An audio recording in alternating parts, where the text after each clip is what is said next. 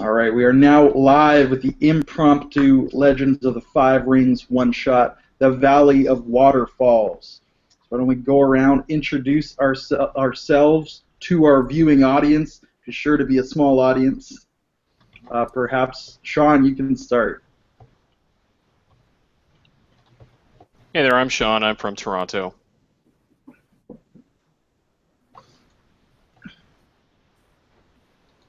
That's it. And now Nick.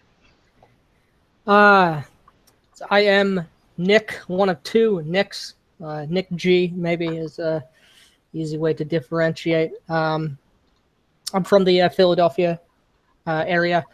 I have a YouTube account. If you look, Ferric Zorn, XORN. If you're curious, I have a couple live plays up there within the Ring of Fire, Star Wars one shot, and more to come in the near future. All right. Nick, is that one shot with Star Wars, that Fantasy Flight? Is that correct? It is the Fantasy Flight. Oof, okay. And last but... They just got rid of all the Warhammer stuff. Yes, their license expired, I believe.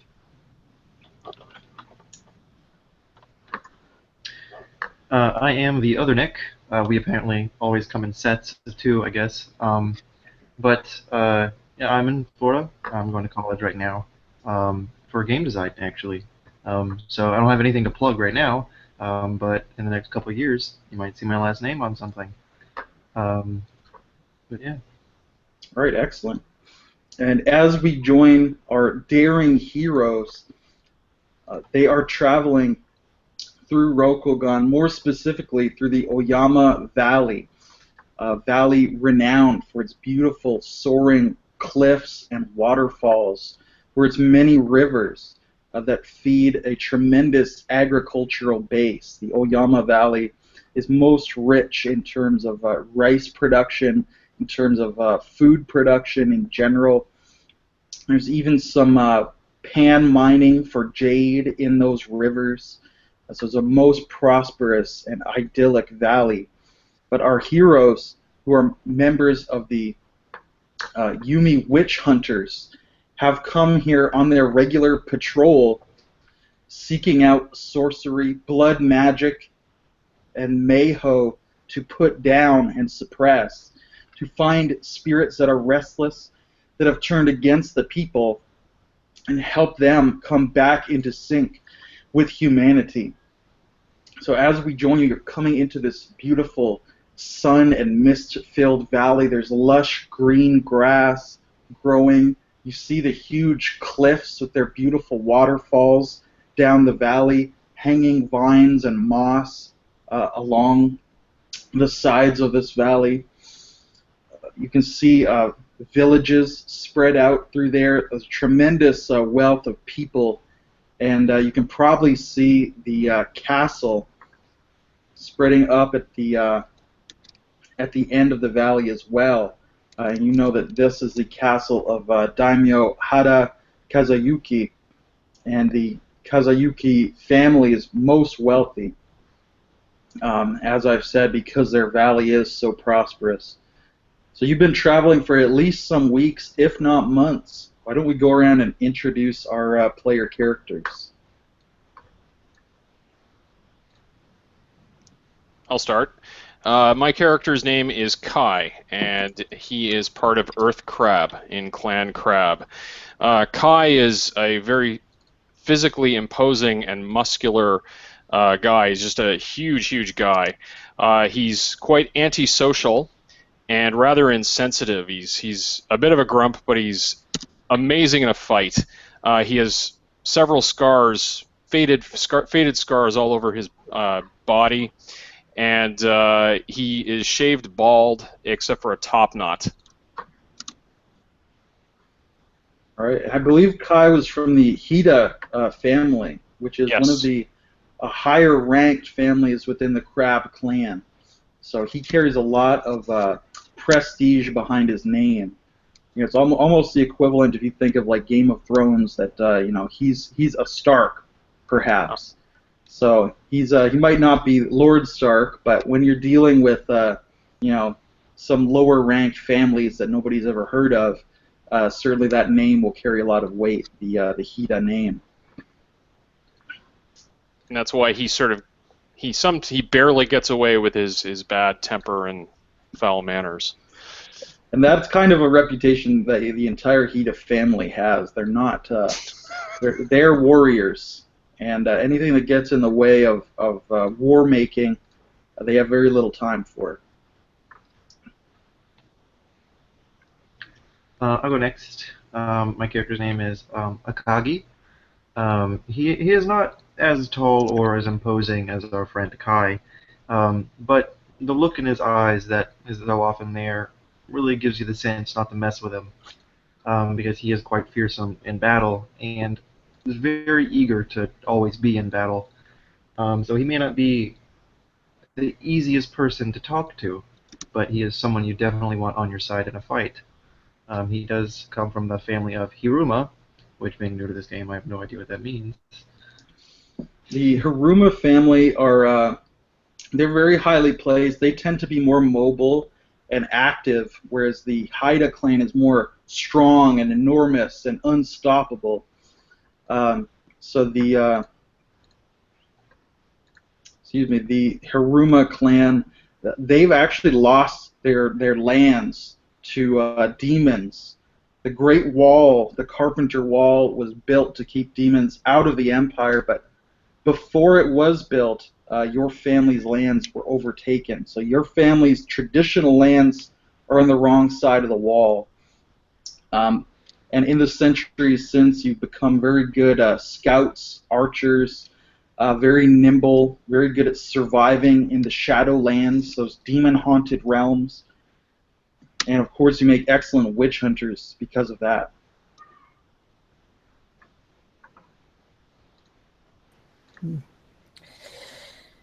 And finally, rounding out this trio of individuals is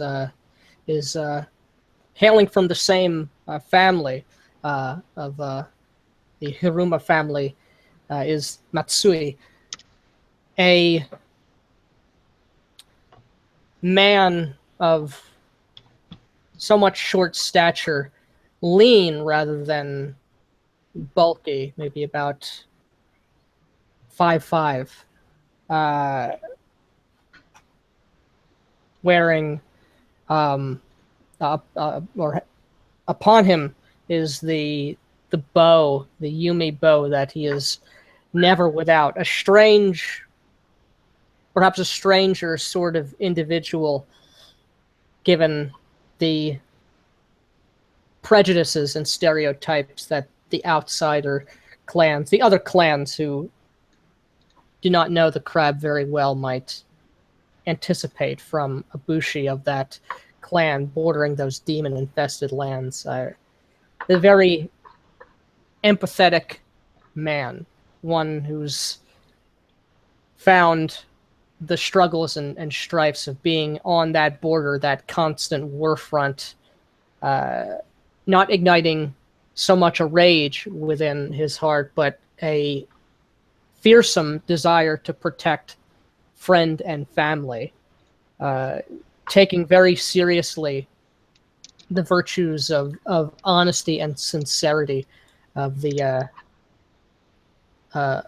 way of the Bushido.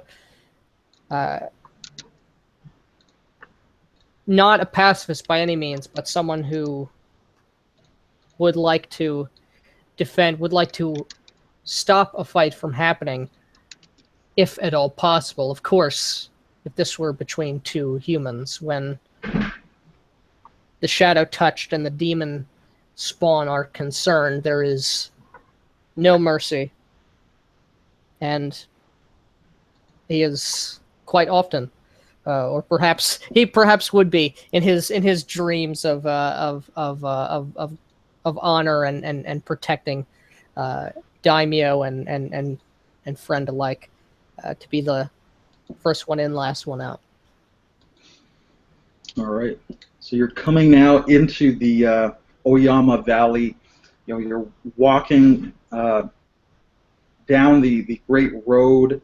The Hanshiro River, which is the main river and tributary, is just winding through the valley. the sun glimmering off of it. Many small tributaries, most of them just little streams pouring into that Hanshiro River. So you can see the peasants going about their work, the terraces of rice farms moving up the mountainside towards the Yasuda Mountains, which loom above you. And once again, yes, you do see Castle Kazayuki in the distance. Of course, you each carry your traveling papers identifying who you are officially. The Kazayuki family is subservient to your own. In fact, they're directly subservient to the Haida family. So Kai would certainly have some additional leverage over them. Standard procedure would be to go to the castle, introduce yourselves to the daimyo, tell them why you're here, and ask him if there's anything that you should be aware of as you're searching for evidence of evil spirits. So what do you do? How do you move through the valley? How has your journey been so far, and how are your characters getting along with one another?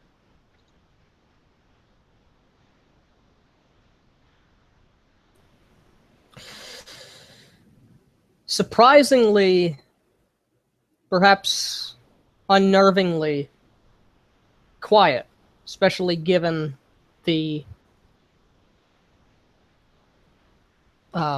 portent for our coming. It's interesting. It's a strange respite from where at least I, and as I've understand it from our communications, our conversations along the road and along the way, more active, more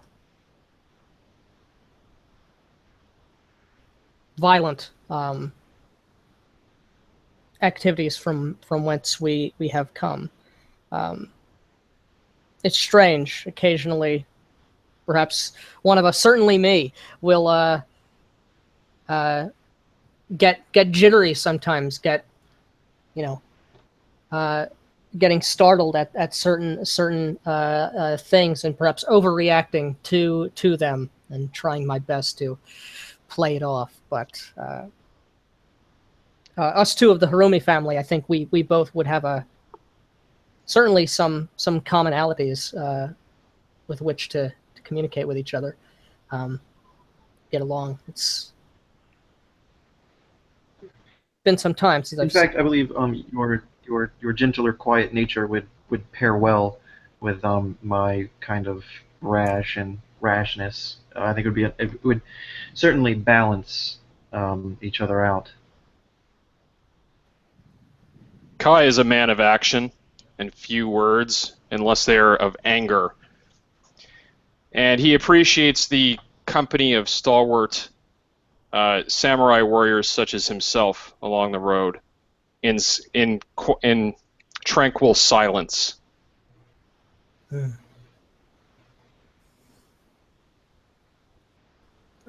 All right, so it's probably a fairly quiet journey through the valley then. The mist rising up from some of those waterfalls, the cool breeze coming down from the mountains. It is somewhat hot and humid, but thankfully that breeze really does make it pleasant rather than unbearable and sticky. And it's not very long before you do come up upon Kazayuki Castle, before you present yourselves to the steward, who's very happy, of course, to obsequiate himself before you, to bow and usher you in to the castle proper, to have your official introduction to the daimyo, to Hara Kazayuki.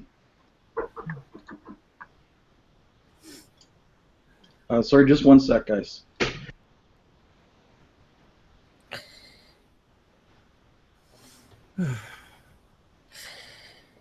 Look upon these lands. It's tranquility. We have so rarely the opportunity, the luxury to enjoy. There's a lesson in this, I think, a wisdom behind the scents, the blowing of the leaves, the trees, the blossoms as they turn. It is for this which we fight for so brutally at times. But it is a good lesson to be reminded of what goodness still exists so near a dark land. Not to I believe you lose talk too ourselves. much about the wind, Matsui. Too much about the wind. I'm impatient to see the daimyo. Why have we been waiting so long? This is insulting. The steward does indeed return. It is a bit of a wait. You're right. Could be construed as rudeness. Although Kai might be quick to construe many things as rudeness, paradoxically. But the Surely steward, Daimyo has many responsibilities, of course. I'm certain he is giving us his utmost attention, but the responsibilities of one of his station are many. Relax, my friend, relax. Not much longer now.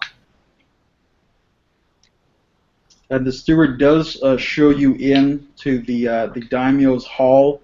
It is a most massive and decorative hall. There are great pillars lining the side. There's an enormous dais at the end with a throne, with a ceremonial display of his armor, which is most ornate and resplendent with several different weapons showing there. So very massive. There's gold. There's fine cedar wood for the floors. There are carpets and lush hangings and fabrics. And of course, lining the hall are his courtiers, his samurai and bodyguards. And you can see that he supports a very large court.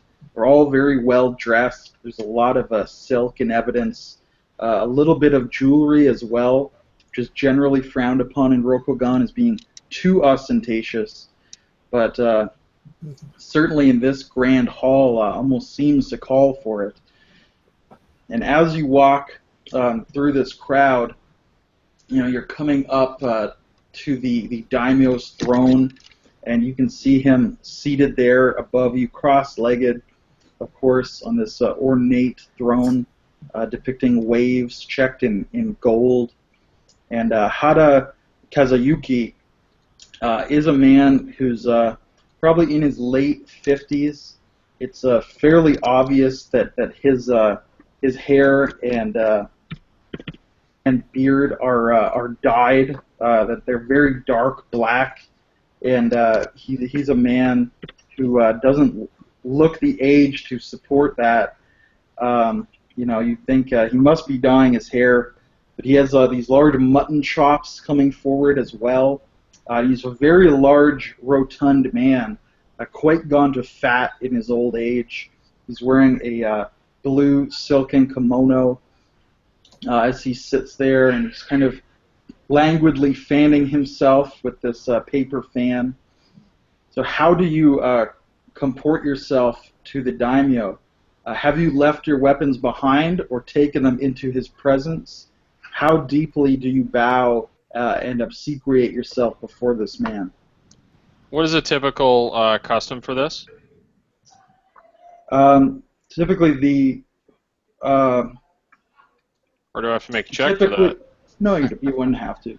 Okay. For greeting someone higher than your own station, you'd at least have to bow at the chest. The waist would be preferred. Anything less than that, just a head nod, would be considered insulting. And for peasants, of course, you have to fall on your knees and touch your forehead to the ground. that would be the most obsequiating gesture you could make. Now, as I said, his family is technically a vassal to your own family, Kai. So you certainly could try to take advantage from that. So I'm just wearing my. I'll wear my armor and my weapons. I just walk in and I give him the shallow bow that is required by minimum. All right. And, I would definitely do the same. Excellent. And what about? I'll support that. And once again, differing from my companions, I have left my weapons. I'm not sure if it's custom to still take your katana and your wakizashi, or just your wakizashi, into the presence of a daimyo. The most polite thing would be to leave all of your weapons behind. The wakizashi is the weapon most samurai would not want to part with, but in the presence of a daimyo, your average samurai would even leave that behind. Okay. But it's not considered a grave insult to go fully armed, but it is a slight insult. No, I will leave that all behind, eager as I am to enjoy this place that seems so peaceful. And I give the full waist level bow as is appropriate. No more, no less. All right, and you can see Daimyo Hada, looking at you. His eyes going from the shallow bow to the other, and then finally with Matsui, he seems to calm down very slightly.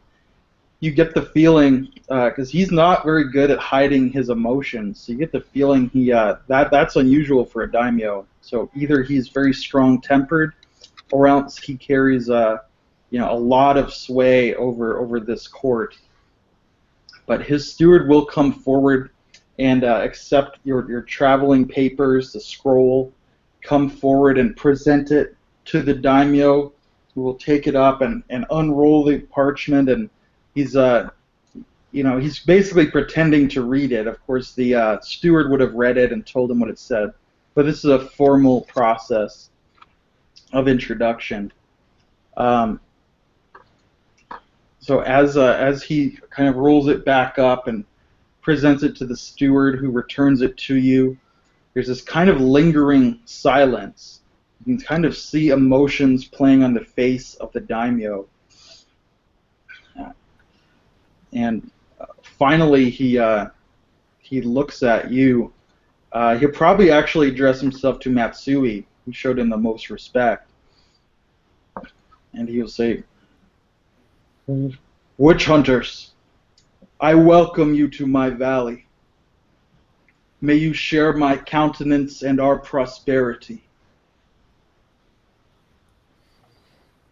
Gratitude is ours for receiving us and for your display of hospitality. It is warming to the heart.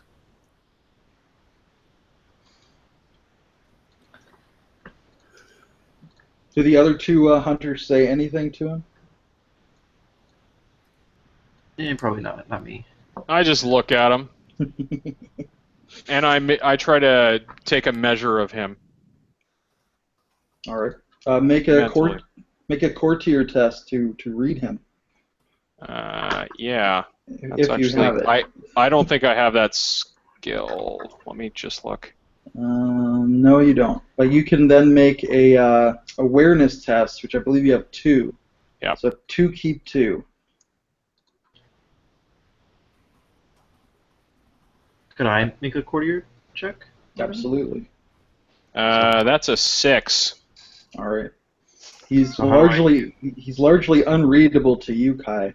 Impassive, huh? Yeah. To our fire crab, I believe you have 2 ranks of courtier, and your awareness is 2. So it's 4 keep 2 that you want to roll. Alrighty. A 6 and a 6. All right, so 12 total. So you can tell, Akagi, you can tell that he's very upset at your bows, and that you've come to him armed.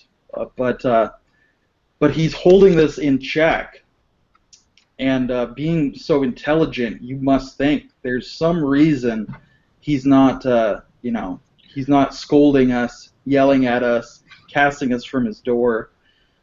He definitely seems like the kind of man who's not really good at hiding his emotion. He probably is given to outbursts of anger, and you can tell that, not only in his initial unhappiness at your bows, but also in the cringing nature of all of his courtiers, the fact that his palace is so resplendent that he clearly thinks very highly of himself. But he is being polite to you. So you think there must be a reason that he's being so polite. And I can address him. Like, I don't want to like break culture or like the stuff, but I can address him. Absolutely. Yeah, I would say apologies, Daimyo, for coming to you so presently armed and armored. But given the times and the circumstances of our being here, I would not want to fail to defend not just ourselves, but your person as well. Of course, I forgive you, Akagi. I know that the lands beyond my own are fraught with danger and turbulence. I know that not all daimyo can keep their land as safe as I have the Oyama Valley nested in my arms. And he's almost making this statement to the courtiers rather than to you. Like he is looking at you, but he's really making it like a proclamation. Like, these outsiders have come from a dangerous land, and now they will see my hospitality and how I, the great daimyo, keep my land safe. What time of day is it right now? I'd imagine it's just before noon. I say we are long and weary from our travels and require refreshment. And he turns and he bows, he nods his head towards you, which is a respectable gesture from a daimyo. And he says, "Of course, my house is yours. But knowing the excellent reputation of my lords from Clan Hida, I must comport business before pleasure. I must tell you that though I have done all to make my valley safe from banditry and from war, a shadow has fallen over my peasantry. Were it anyone else who came before me, I would not make mention of such. But I know in the eyes of a witch hunter, the seemingly mundane can hold great portent. The peasants have said corpses have floated down from the mountainside. They have said men have gone missing by the riverside. They have said their offerings are not being accepted at the shrines to the water spirits.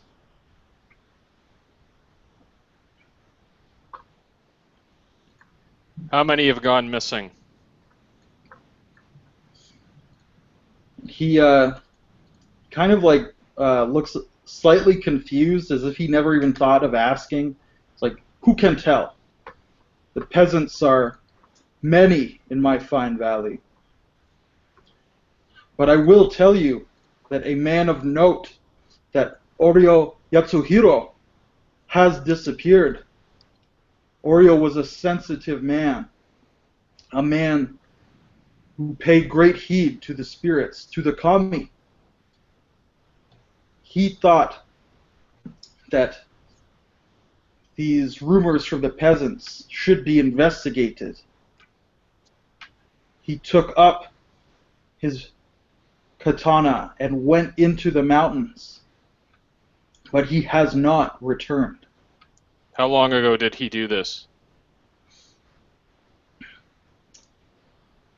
It was a week ago. Truly it is blessed that you have come before us, for it had only yesterday been put to me to try to find some tale of him. But Providence, but the kami of our great land, have now sent you noble witch hunters to take up Orio's cause, to find him in the mountains.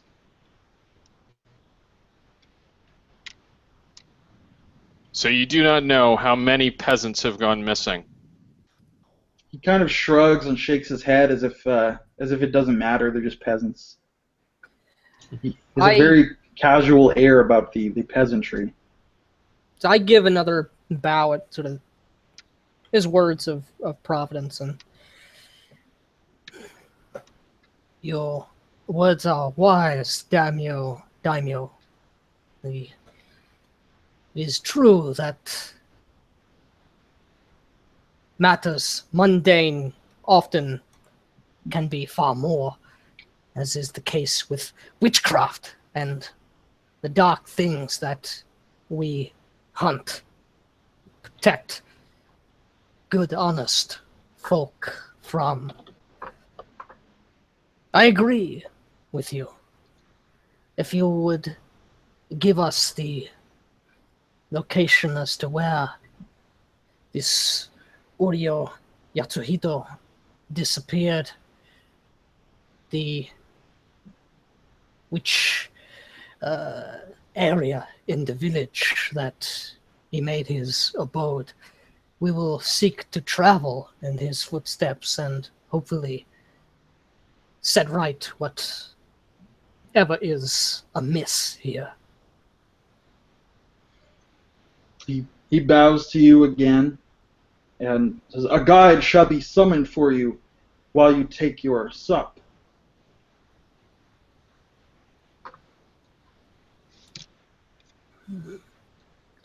You can see he's kind of smiling at this, like everything is really falling into place for him. The way he said previously that, "Oh, you've now arrived, so you can take care of it," it almost sounded like an order, like he was telling you what to do. He was perhaps just shy of being overt about it. Yeah. But again, he's kind of showing off to his court, saying, "Oh, these witch hunters have shown up, and I'll get them to do it because I'm so wise and powerful." You know, he wasn't super overt in doing that. Kai might not have noticed, but but anyone with like ranks in courtier might start to think like he's treating us a little bit like servants before him. Are peasants of? I'm just curious. Are peasants of any value in this world? No, not really. No, I don't think so. So some people are nice to the peasants, but most people are not. Yeah, that's what I thought. Right. Okay. Have any of the priests noted? I want him to send his servants out to find some of the families who have lost people, because I wish to question them, and I want them summoned here at once. And I look at him, and that's the way I say it, with a demanding tone. You can see an unhappy look comes over his face, like, you know, you're now ordering him around, but he can't call you out on this. You are witch hunters, and it is your right to make certain demands. And he kind of smiles, a fake smile. Says, "Of course, we will be happy to do everything that we can to set right the evils of this rumor." Have there been any portents from the priests of the spirits, the kami, being unhappy or not given proper respect from the peasantry? He looks at you and kind of frowns more darkly. And he says, there is a monastery in our hills, but we have no priests in our valley. We prefer to worship the fortunes at our shrines and not have ourselves dictated to. We are men of action here in the Oyama Valley. And as he says this, you can see again his courtiers kind of nodding their heads, agreeing like, yes, we are excellent, aren't we? But all of you who really are men of action would probably look at him, and he's this big, fat blob in silk with his hair dye, and you'd kind of say like, this doesn't look like a man of action. Has he sent a servant already to fetch the peasants? Yeah, he'd probably do so right away. Okay, he did it right away? Yeah. I say also summon Oreo Yatsura's family here at once. We wish to question them. He nods, and he actually gestures to some of the courtiers. You can see kind of a space clears, and a few of the courtiers step forward. And he says, Oreo is a member of my court. His family is nestled here safely under my protection. So they're in court right now? Yes. Okay, all right.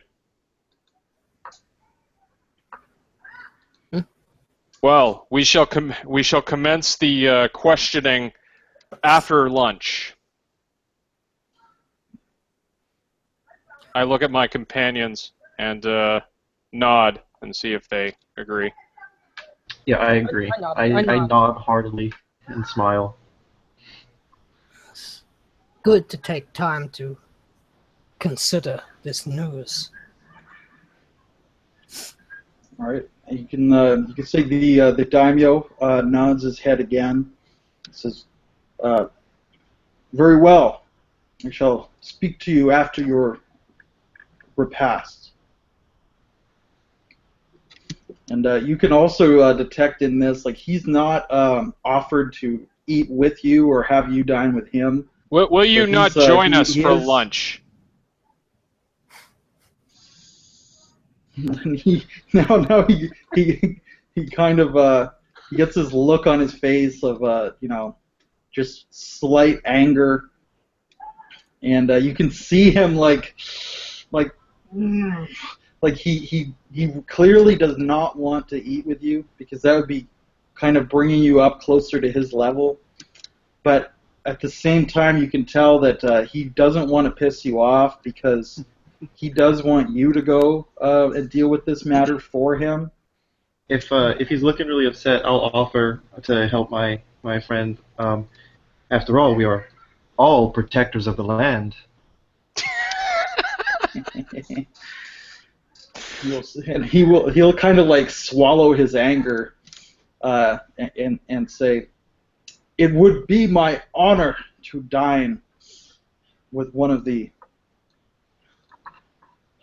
renowned members of Clan Hida. And he bows to you somewhat more deeply and respectfully than he'd been bowing previous, as if he's trying to overcompensate for his anger. Mm. And, I know. then, Now that we've established pecking order.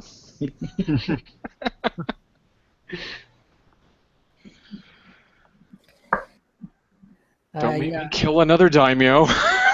Please don't. Swath of destruction. Yes. I note these proceedings. I'm not completely oblivious, though I'm not wise to the ways of court. I do know the hot-tempered ways of my companion, and I simply hope to myself that everything will go well. So he'll clap his hand and have them begin preparing lunch for the entire court. As you know, the court should eat with him, and he clearly has accepted your invitation to eat, and he knows that you're hungry. So keeping you waiting, keeping you waiting would be somewhat rude at this point. And you can tell just by his rotund countenance that, he probably doesn't miss a lot of meals. So, but indeed, a sumptuous feast is spread out for you, probably a little better than what they'd usually take. There's all kinds of variety of seafood, of vegetables and sumptuous sauces, of tofu, of course rice, sake, and other rice wines imported from other areas. So it's a very, very fine meal that's set out before you guys. Is this sort of in obviously it's more formal than what we're doing on the road, but is this like a ceremonial type thing, like a tea ceremony, or is it? The quality of the food is definitely of standard that most houses would be having a more formal dinner, but you can see that his court actually seems, if anything, more lax in their in their ceremony, in their propriety, as if they're somewhat less concerned with formality and more concerned that Daimyo Hada is happy. Like he's clearly positioned himself as being a step above everybody else there, and so when there's less, when there's greater political stratification, in this case, there's less jostling for position, and formalities start to be eased off on a little bit. Okay, got it. I eat only the most expensive food, and I don't touch any of the common cheap stuff. All right. I eat whatever is in front of me, and the entire time I am telling people around me, the epics of Akagi, in the lands beyond the wall and the lost lands, and how I've slain demons and monsters and for my family's honor. All right. Actually, let me maybe make a courtier roll to see if you're able to get to boost your reputation up. So again, I think. Yes, sir.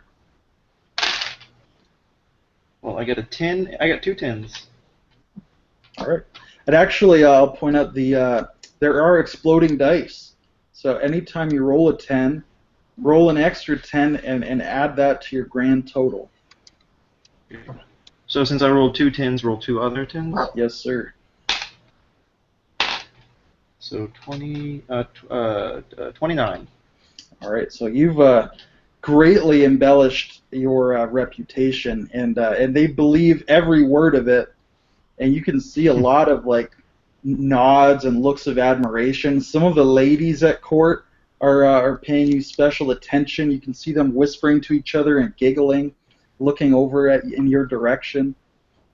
So you've become quite the darling of Kazuyuki Court.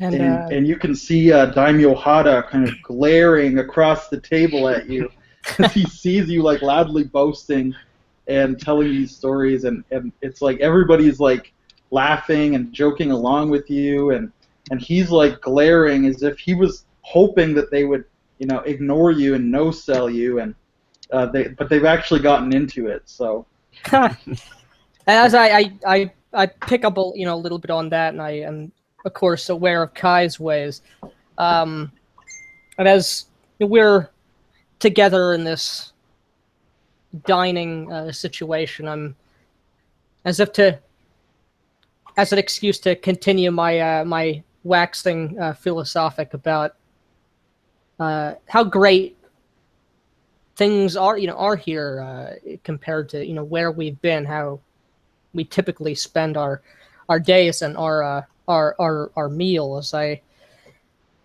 Knowing something of the lore of families and the regions, I recount such stories. How lovely it is to partake, and that indeed the stories do not do justice to the realms of the Kazuyuki Is it the Kazuyuki family or is it the Hara family? It's the Kazuyuki family. That's the Kazuyuki Yeah. land. I'm writing the names Western style. I know I probably shouldn't, Okay. but it's just a habit. It'll be very hard for me to break that habit. Is Oreo's family at the table? They are, yes. Okay, I ask them what they know of Oreo's disappearance. All right. Before we come over to that, Nick, can you make either a sincerity or a courtier test to see how much you've impressed the court with your philosophical waxings? Sincerity is basically your ability to tell the truth, which is only a samurai game would have that as a stat. But so if you're actually being honest, make a sincerity test. I actually am being honest for sure. All right. And, You're very good at being honest. You got 3 in sincerity. I think it's 63. Yes, sir.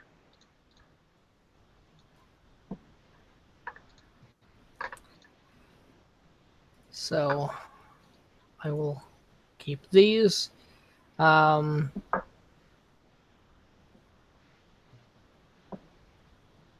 is that? Is that a 24 or 20? 22. 22. All right. So you can see some of the older members of the court were kind of looking over at Akagi as he's bragging. You can see if anyone is not impressed by Akagi, it's the old curmudgeons. But as you start to speak philosophically, you're really speaking their language, and the young ladies and the hot-blooded samurai are perhaps not as interested in the philosophical prose, but the older people at the table are certainly won over by this. You can see a few nods in your direction and smiles as you're putting over their valley.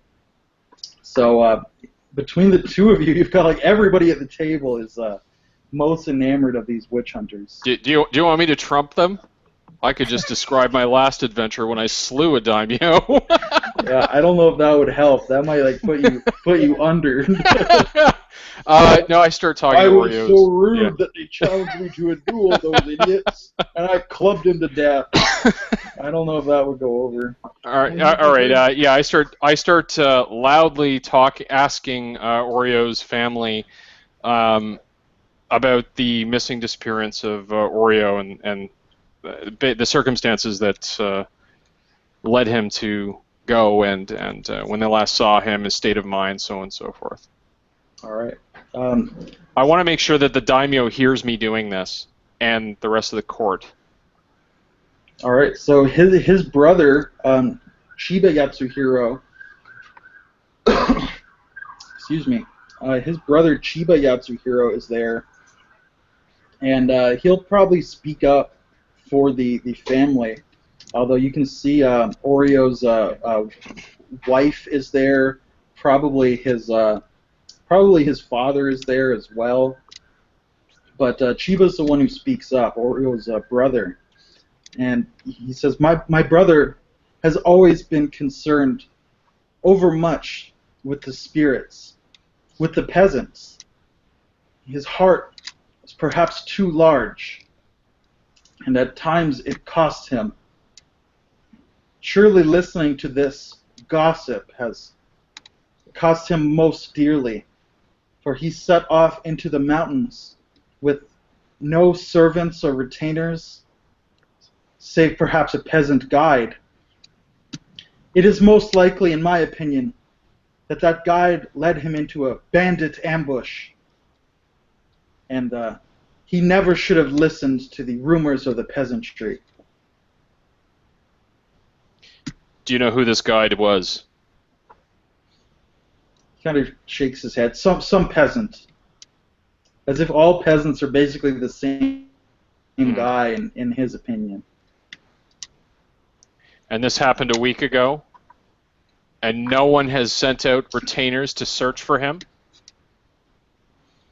And Chiba glances back And I look at the daimyo. up at Daimyo Hada and says, it had been discussed in court.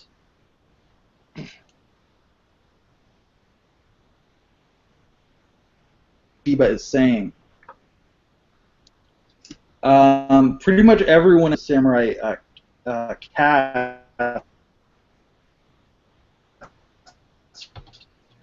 So not all of them are warriors. Warriors are called bushi, although in fact, but most of them are here. Although sizing him up, you're not sure how dangerous he actually is.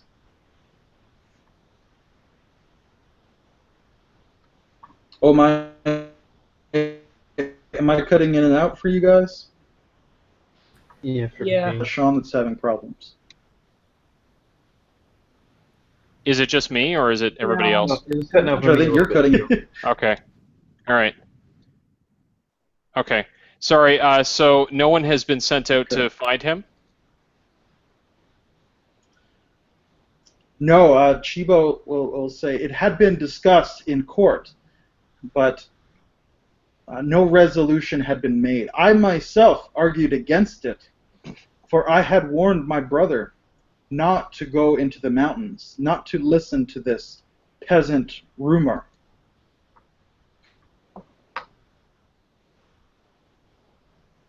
Why would you argue against that? He's your brother. Because there is no reason. Peasants have rumors all the time. Every day there's a new rumor in the village. So even if it's a bandit camp and it's nearby, you're happy and satisfied with it being so close to the city and the castle that you wouldn't investigate this? And I look at the daimyo. The daimyo he's still just kind of watching to see exactly what Chiba is going to say. And Chiba does say that I believe that even the best of peasants with the strongest leadership will fall to evil ways if we samurai present them with an opportunity to do evil. I understand this, and this is fine. However, if it is a bandit camp, it is sitting on the outskirts of your village, ready and waiting, and you've done nothing to investigate it. I turn to the daimyo and I ask him this. The daimyo kind of shakes his head, and I believe what Chiba is saying is that if the peasants hear of a rich man going into the hills, they will become bandits, if only for an evening.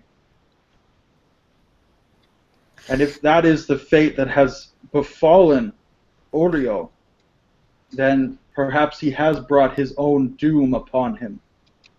Why would they rob someone who probably only took his weapon and food with him?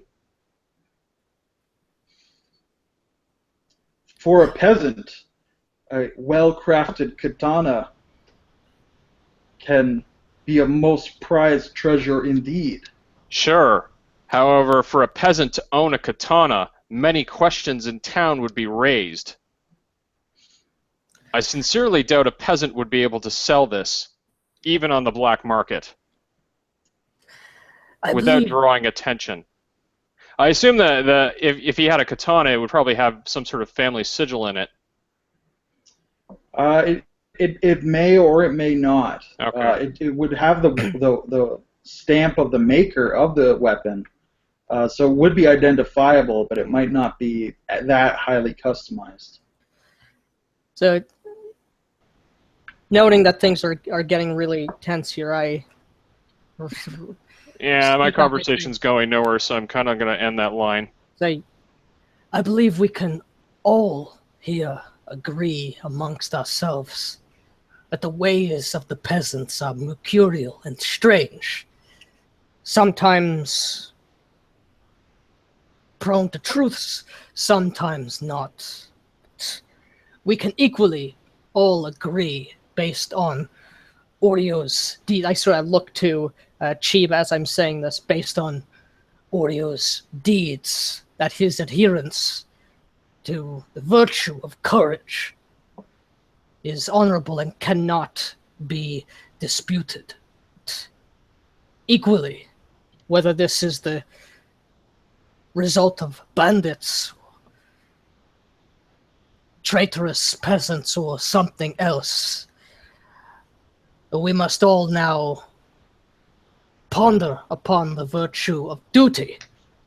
A member of the courtier family, a honored brother, member of court, is in danger, or perhaps worse, and we must rouse ourselves to action in this.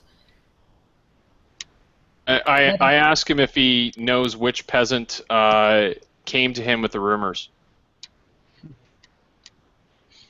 Are you asking? I'd assume you're asking Chiba. Yes.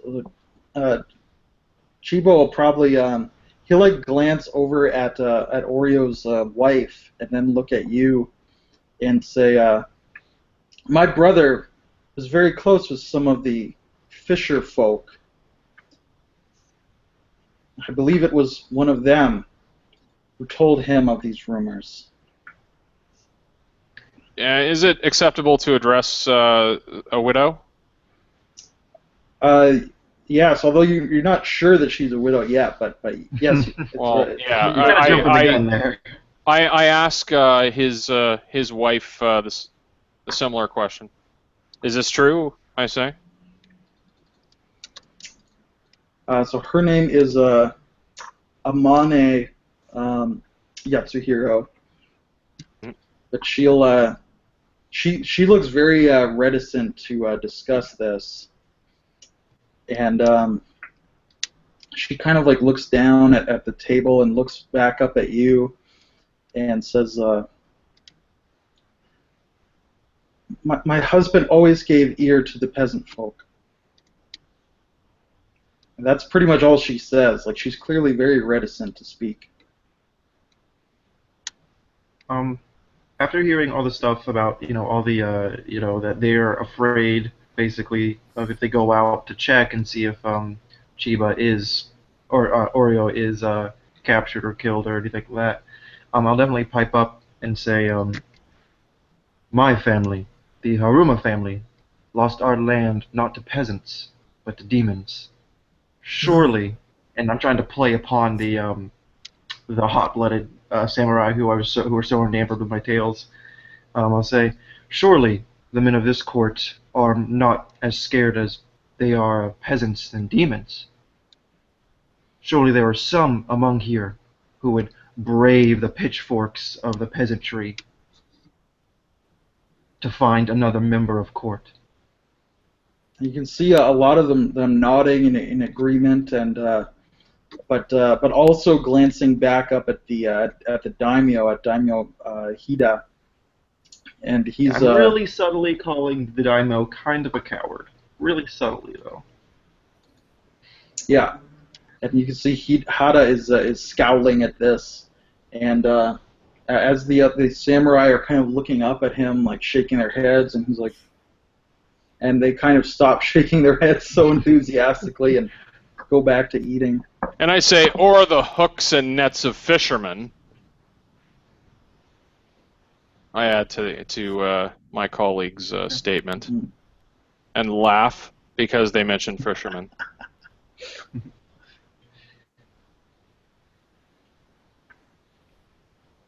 Just to dovetail that into the pitchfork thing. Yeah.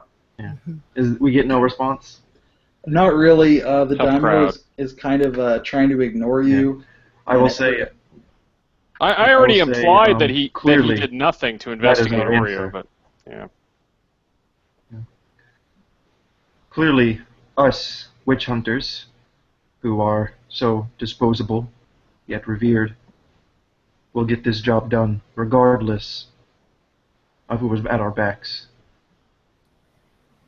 Be it you young noble samurai, or the honorable daimyo.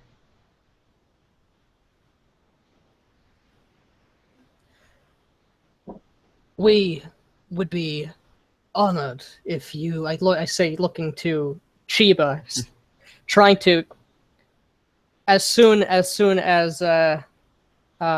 as my colleague ceases talking, to continue the flow of conversation to prevent an uproar. As brother of Oreo, I have no doubt there are none among us who yearn more to determine his fate and bring him home safely, if that can be achieved. If you would desire it, to travel with us to see that this is done, it would be our honor to have you accompany us. Chiba kind of looks at you scornfully and says, "Did I not already say that I had spoken against my brother going? That I warned him this was a fool's errand? And that I had told as much to our great daimyo and recommended that no search be conducted for Oreo?" Then you have doomed your own blood and family. He has doomed himself, sir. I'll scoff and wave him away. You can see Chiba's like very insulted at both of you, and he's like almost like turning red in the face. Of course, Kai, you would think, if you're so insulted, why don't you challenge someone to a duel? but indeed, he looks insulted enough that he probably should be trying to call somebody out, stand up for himself, but he's also kind of sizing you guys up, and he doesn't want to die.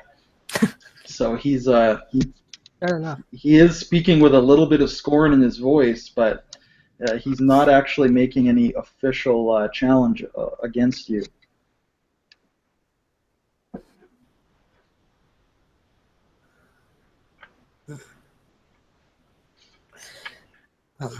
So, well, I don't know if there's many questions we have for these guys other than just enraging people.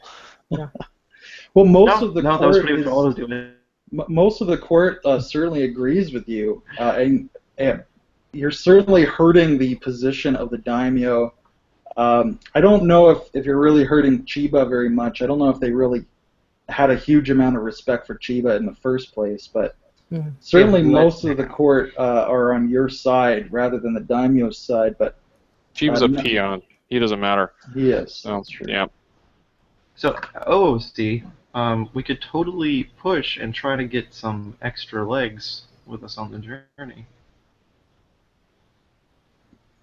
At the expense of presumably being ordered to kill ourselves. So, I mean... But he doesn't have 50-50. he doesn't have any kind of direct control over you, does this daimyo? Oh. Like as witch hunters, you're largely independent to avoid anyone tampering with your investigations. I asked. You certainly could make an official request, and he'd almost certainly have to send someone with you. But a larger party, faces different challenges from a smaller one. So, you'd lose any kind of stealth advantage. People would be able to see you coming from a long way off. Spirits would certainly be the same way. I look at my colleague and say, look at his men. Do you really want them on the journey with us? Untrained greenhorns? Come on. All right. Chief, you can see the daimyo just like he's shocked that you'd say anything so direct. They are not like us. And as you say that, I'll say, I agree, colleague. I see not even a Tonto among them. And Chiba, I'm horrified too. Gasoline. This is not. This is not good. And Chiba finally loses it, and he slams his fists on the table, and he jumps up to his feet, and he reaches for his wakizashi, and he's looking right at you, Kai. And he says, "How dare you insult this court?" Will we you both back bet. this up with steel?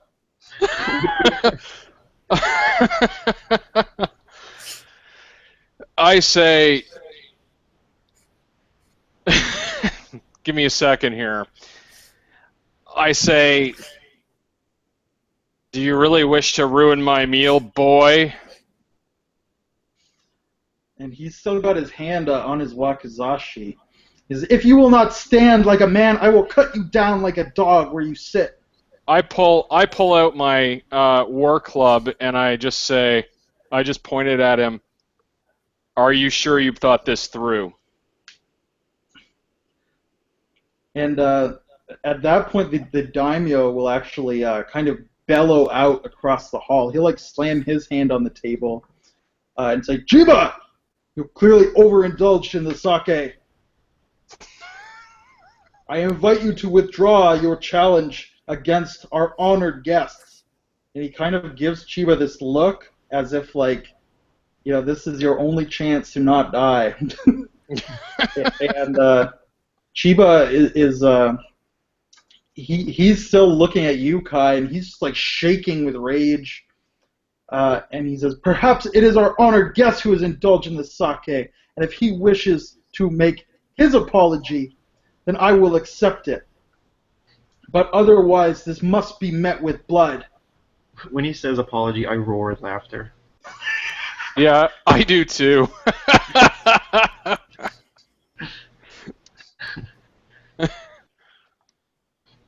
I look absolutely distraught here, as this is this senseless almost violence, which surely will now result in at least one senseless loss of life. It's my colleague that's taking this on. But anyway. He has formally challenged you, though, Kai. So. Oh yeah, I tell him to meet me outside in the courtyard, and I walk out. All right. And he stands up and starts to follow you out as well. We are really good at making friends. I didn't want to fight, actually, but anyway. It's hard not to at this point. You always say that, and yet... And yet. What is the decorum for this? Are we expected all to bear witness to this thing, to move out, or are we continuing? I'm not gonna miss it. I don't know what. Well, yeah, the daimyo is like fanning himself at rapid speed now, and he stands up and he's shaking his head and he starts to follow out. The whole court is kind of following the two out. So they'll be heading like right out of the castle. So kind of like there's this probably like on the road out towards the river, unless you make some request that you seek out your armor. I before I leave, I say, if you're not out there in 10 minutes, I'll start without you. All right. Somehow. I'll find some random guy. Just to egg it on, right? Because you know what? If I'm gonna double down. Chiba will be the first one out after you, certainly. Okay. So yes, these two have come out. So again, we're in the beautiful sunlit valley, the castle on one side, the river on the other side. We're on this kind of road between the two. The court has all gathered around. They're actually kind of probably spread out a little bit. The last time you fought a duel, all the court was on one side and you were on the other side. But this time the court is not really behind either one of you, like officially. So they're kind of spread out around the area. Is this guy anything of a fighter? Like, does he look like he knows what he's doing, or is he? You can make a kenjutsu test to size him up. Oh, okay. Yep. Oh, hang on.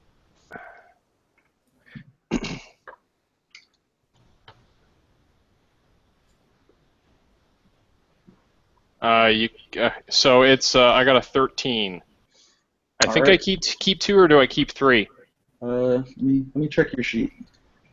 Oh, this is agility, so that's 2. So 13. Okay. He looks like he knows how to fight to some degree. Hmm. but you, based on the way he's moving, I'm the gonna way, cream him. yeah, Okay. you think he's like an average fighter, Yep. whereas you're a very, very good fighter. Now Uh, he's only wearing like his kimono, and he has he was only wearing a wakizashi, but someone runs a katana out to him. Um, now, did you remove your armor No. before eating? I'd assume. No. Oh, you were eating in your armor. Yeah. Oh my god. All right. We But went right as to he's lunch. kind of, well, I kind of assumed that you guys would have at least taken the time to take your armor off while the dinner was being set. cool and But closing stories that's better if you have armor on. It's very. that's not a. It's really pushing it. That's but say la vie. No wonder you're so cranky all the time. You don't Jesus. take it. Take your armor off. Have a Snickers. Yeah, you're not Um, yourself when you're. Thanks, Akagi, for starting this. Yeah, right. And you put me in the fight. I apologize, but I'm not sorry, if you know what I mean. Before, as it starts to begin and as the crowds gather, I will walk up. Is it appropriate, adhering to some formality, to approach the daimyo and stand next to him as this happens, or do I have to keep some Sure. obeisance away? No, you can stand next to the daimyo. That's not a problem. So I will stand there with my arms behind my back, clasping the wrist of my other hand, and kind of just, chatter and say, perhaps this was fated by the commies of this land. He just looks so upset. He's so mad that this has happened. A The test daimyo. of the forces to help you against a test of your own. Now Kai, he's not wearing armor, so the polite thing to do would be to remove your armor or demand that he go get some armor. I demand he go get some armor. All right, he's just now he's really mad. This is a long time to stay mad. Well, actually, before I say that, I say, this is your last chance to admit you drank too much sake. And he just scowls at you, and he looks at the boy who ran his sword out and says, "Fetch my armor to me." And so, I could have a Kagi fight in my place, right? That'd be fun. Proxy? you'd lose a little bit of face, but you could. That's fine. No, I'll fight. Okay. I I didn't totally want would, but by traveling with Akagi, you totally know I would. to. I didn't want to do this, but anyway. All right, so it'll be a little while then. You're all waiting in the hot sun as It's like 1 o'clock through. Holy crap. as Chiba's armor is run out to him, and the boy helps him put his armor on. So I think Chiba, they're gonna get next other witch hunters next time.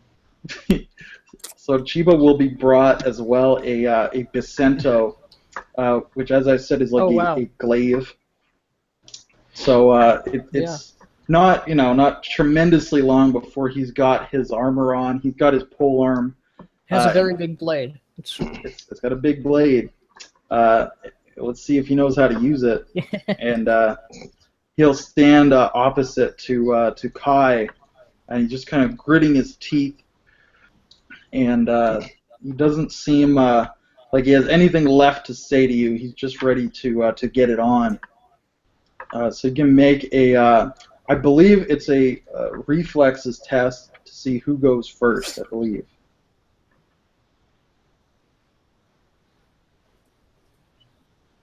I had no idea any of this would happen. By the way. 9, okay, let me just... I'm not rolling hot tonight. Well, I don't think it'll hurt your chances too bad. Let me just get my dice here. Since I have the dice roller, I'll just use it. If it'll load.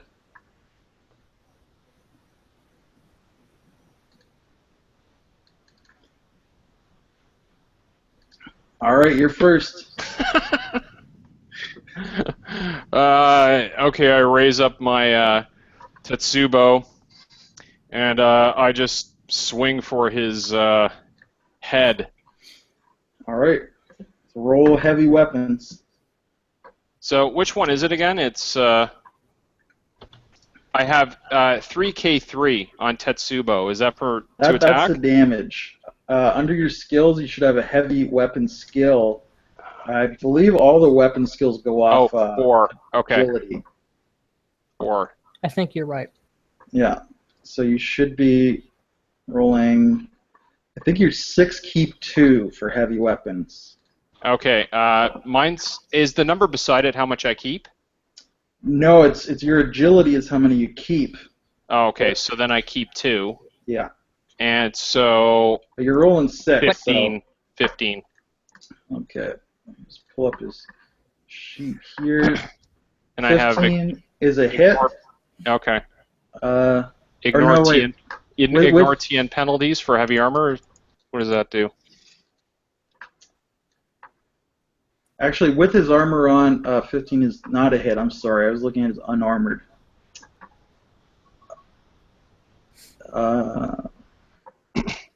Ignore target number penalties for the armor.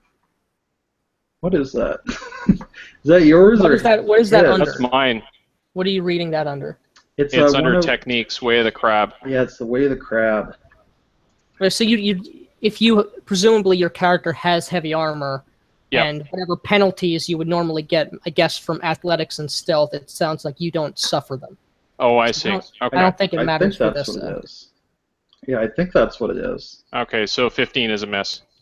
15 is a miss. Yeah, Wow. with his armor on. And don't forget that you have the exploding dice if you do roll a 10. Yep. Okay, so let me just grab his pole arm here.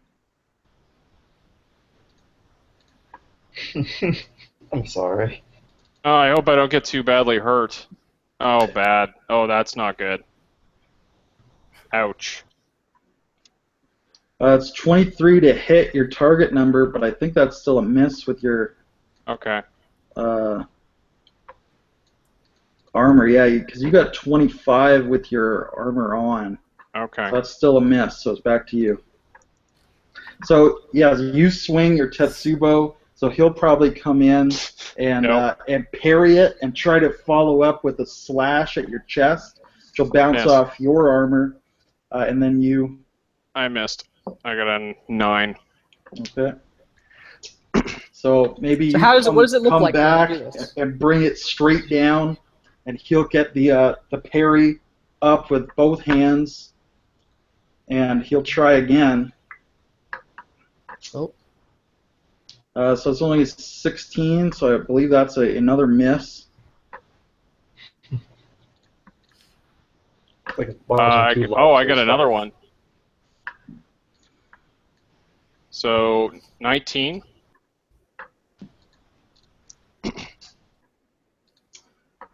Now, just as The And 5 was my FYI. exploding one. so, see, and David, you can correct me if I'm Mhm. wrong. But I think 'cause in the example they give for like the combat round, I believe.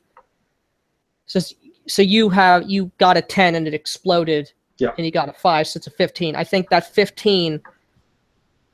You can keep a 15. It's not a 10 and then a 5.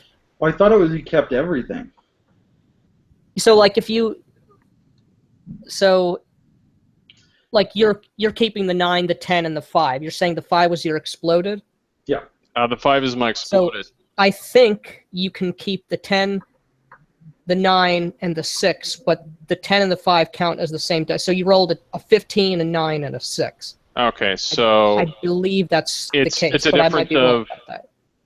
it's I can only keep 2, but if you get an exploding die, do you keep the extra one or no? Yeah, I believe so.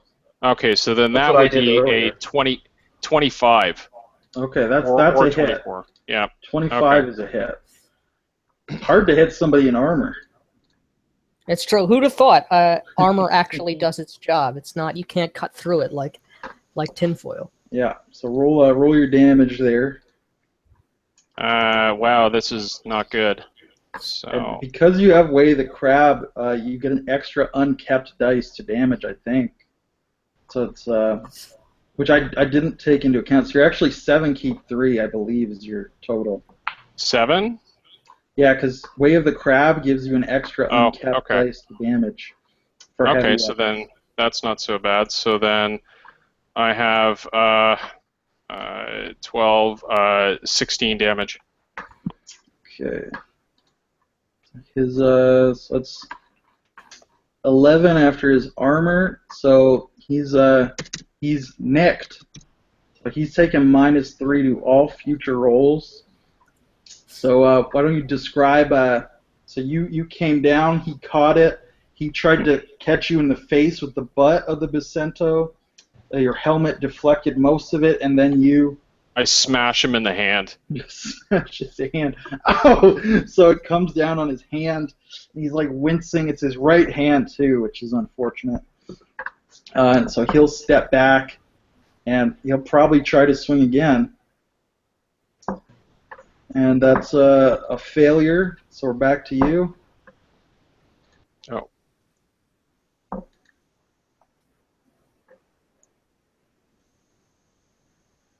Oh, that's terrible.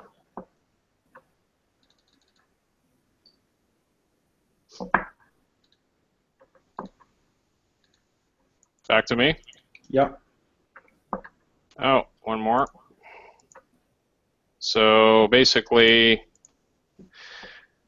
24. Do I keep the third one? That'd be a 31 or a 24 if I keep the extra one because I had an exploder. Yeah, the 31. That's actually a hit by 5, which is a raise. Every 5 gives you an extra effect. So you can either get an extra dice of kept damage, or you can perform some kind of maneuver, like a knockdown or a disarm. I want to knock him down. You could back him up into the river and try to push him in the river. Oh, there's a river nearby. It's not super close, but with the maneuver, I'd say you could back him up to the edge of the river. I want to knock him down. Okay. Basically, like, just smash him in the legs. All right. So I'm going to roll my damage. Yeah. And I keep 3? I believe so. Yeah, it's 7, keep 3. Yeah. 25. Okay. So you can just knock him right out with that. Yeah, that's fine. Or kill him as you decide. And again, it's more honorable to kill him than to knock him out. I kill him. Okay. Describe how you dispatch this guy. This family is being depopulated. I smash him in the side of the pelvis extremely hard because I said I was going for the legs, and it basically severs an artery in and around the hip or pelvis area, a major artery, and he just bleeds out with a shattered pelvis. All right. Is it internal bleeding though, or external? A little bit of both. But it's a major severed artery from the crushing damage and the bone splintering through it. All right, so he goes down with this scream, and he's like struggling to move, but he clearly can't move properly. That's actually, I think that would be a pretty slow way to die. So do you execute him while he's struggling and bleeding internally? Yeah, I do actually. Okay, so maybe you. Or maybe I should ask a Kage to do, but anyway. But yeah, I pull out my my wakizashi and I just stick it in his throat. All right, so he'll like try to struggle and fight back as you're doing that.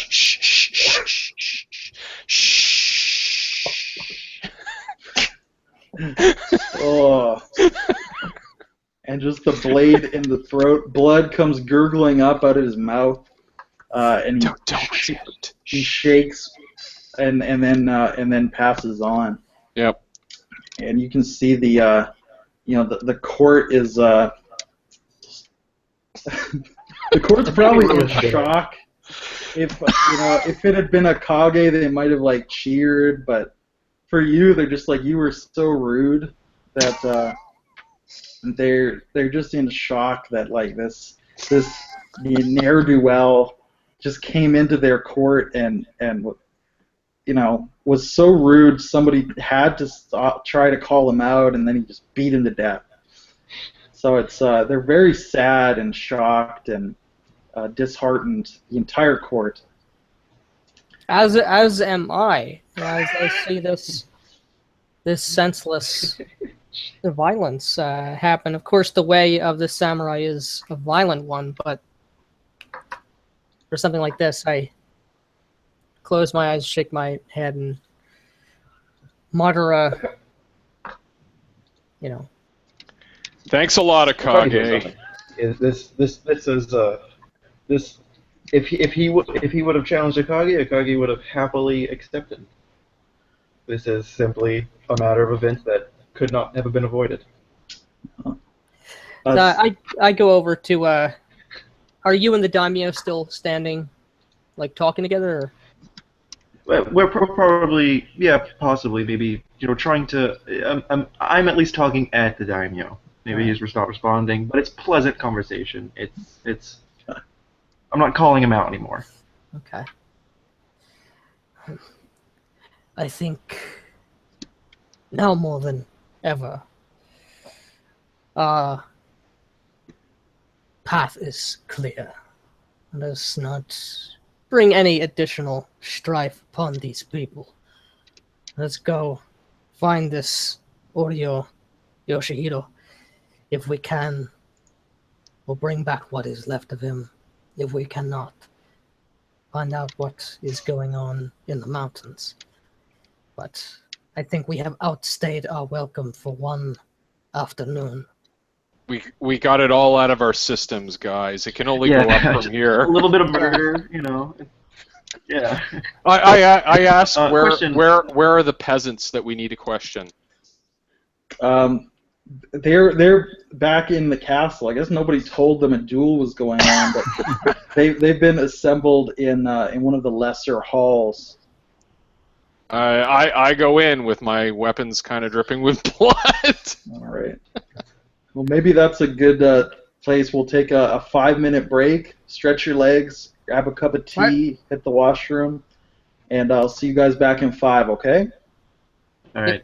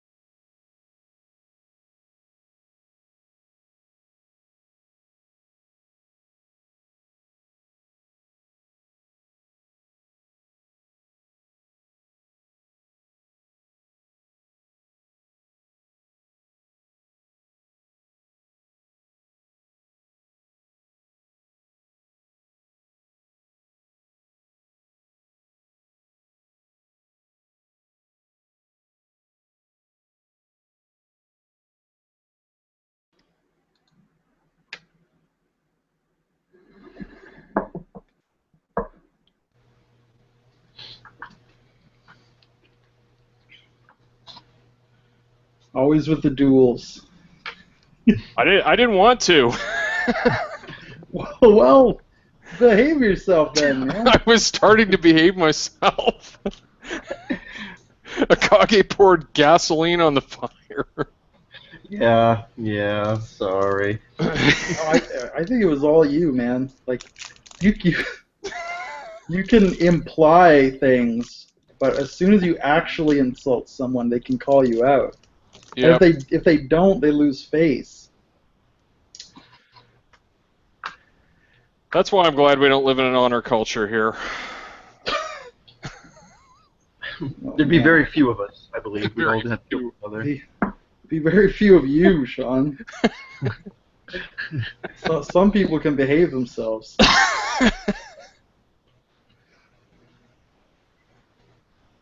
I'm role playing.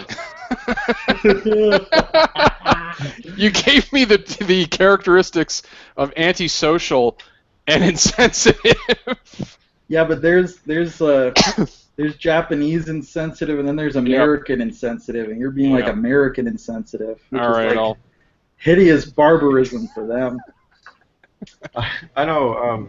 In my description for the character, it's outthinking his foes at courts, destroys enemies, assume their power and influence, and to be outmaneuvered or warded off is a grave failure. So I was wanting something to happen. Yeah, no, you did an excellent job with the social interaction, I thought. But yeah, you're fucking this barbarian over here.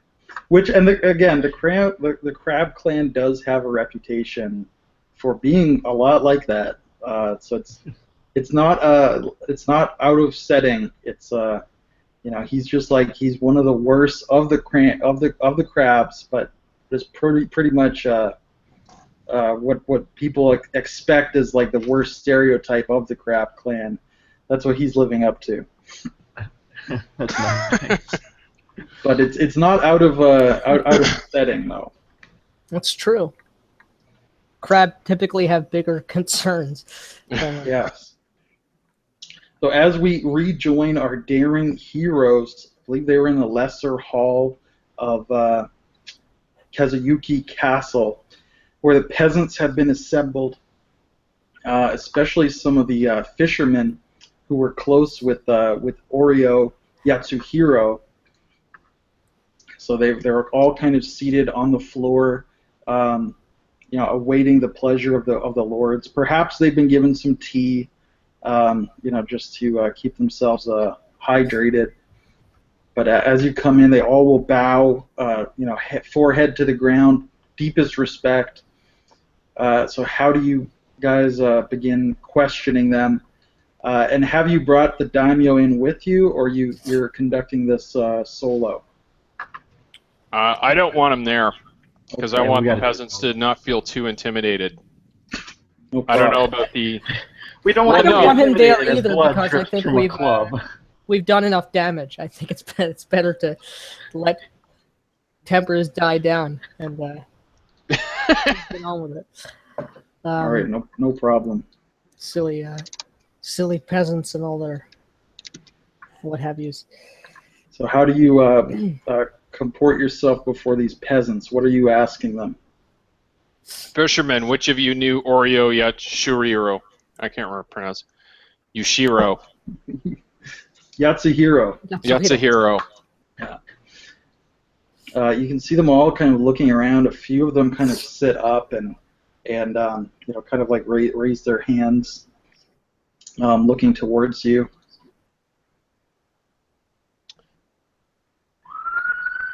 How many of you knew Shiba Yatsuhiro? Probably like, I don't know, maybe one of them would raise his hand, probably none of them.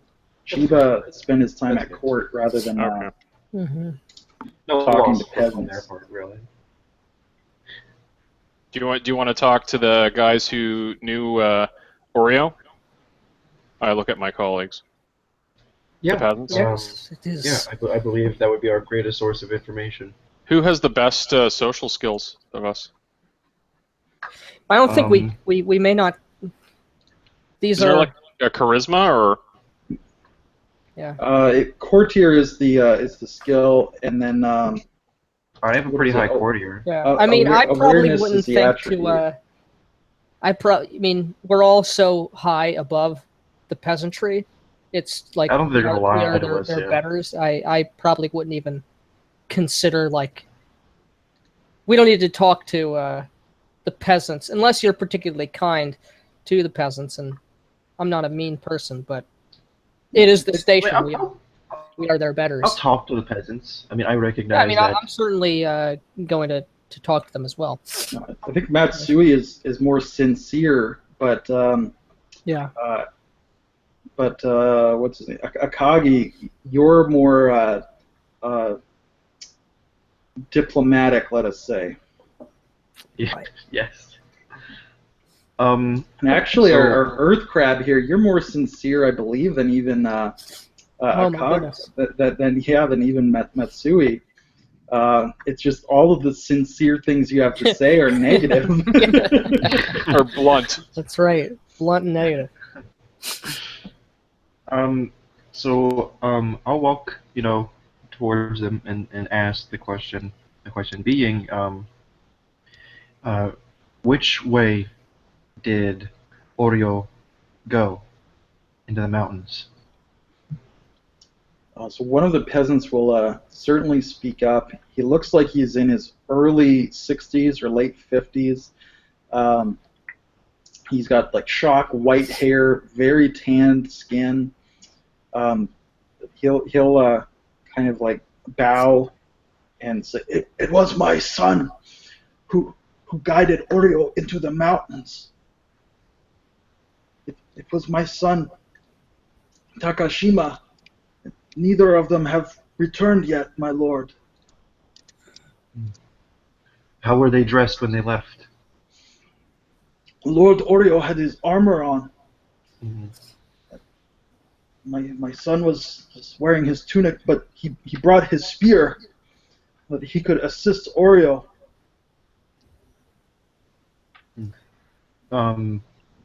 You tell me, living out there, are there any actual bandit camps nearby that you know of?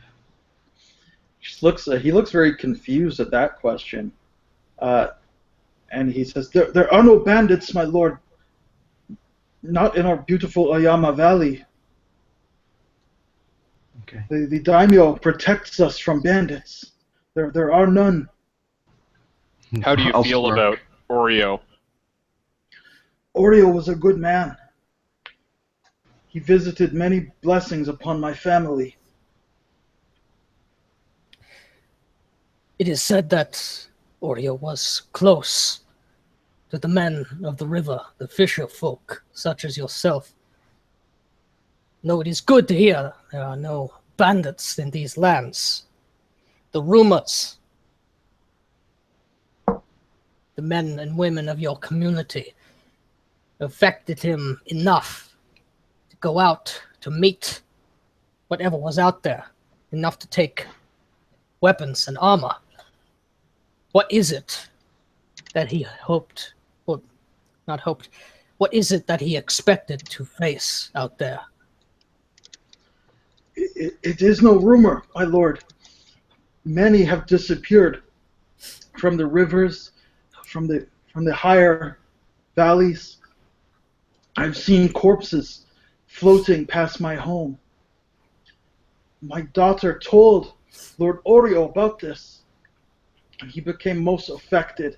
That is why he left, to find the cause of this evil. Could it not have been some animal, some creature making its den with these people? They're seeing their corpses floating down the river. Were they clawed, bitten? Or were they wounded as if by a weapon? I saw no wounds on them, my lord, but I did not look closely.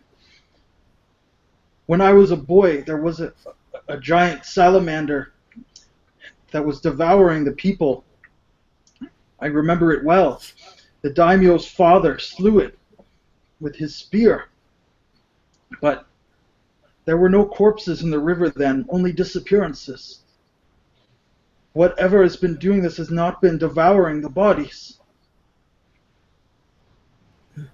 So we're witch hunters. Is there any we perhaps attempt a lore skill to determine are there spirits, monsters, or various foul sorcerers that typically does this seem like an MO of any of the horrors that we have faced before? You can make a lore test, certainly. Okay. Sorry, they said that there were no marks on the bodies, or there were? No marks that he could see. They were kind of floating by in the river, so he didn't take the time to scoop the body out of the river to examine it. But there's no obvious wounds on them. I would like to make a lore check as well because I have the skill. Absolutely. Yeah, I'll do it too. And how do I do it? Because I have a 1 and a 0, but my intelligence is like 3. Yeah, so you have 1. It just costs you 0 points. That's all. But yeah, so if you got 3 intelligence, you add your lore to what you roll. So you're rolling 4. You're only keeping your intelligence. So you're keeping 3. Okay. Out of those 4. 11. 14, 16, 17, 18, 19, 20, 21 for me. All right. So all of you, the first thing that would spring to your mind is it could be a kappa or a water spirit. It's kind of like a turtle person kind of spirit. And they have been known to pull people into the water and drown them, to strangle them to death, to abduct people and then drag them back into the water at night. So that's the first thing that springs to your mind. However, there are certain blood sorcerers, users of Mayho, black magic, who feed on the blood of the living and their spiritual energy, and they might also not leave any marks on the body, or maybe just very small marks. It could be any of several things, but those are the two that spring to your mind as most likely. I will ask the peasants, are any among you, do any among you know the area well enough to guide us where Oreo was guided? Nagano will probably nod his head and say, I know exactly where my son was to take Lord Oreo. I would be honored to join in the search for them. I have a question. I ask about their. I've heard something. I asked them. I asked them about the prayer offerings that they've left. Has anything strange happened or unusual? Yes, my lord, our offerings are not being accepted by the spirits. I have even bought a finger of jade, and it has not been taken away from my shrine.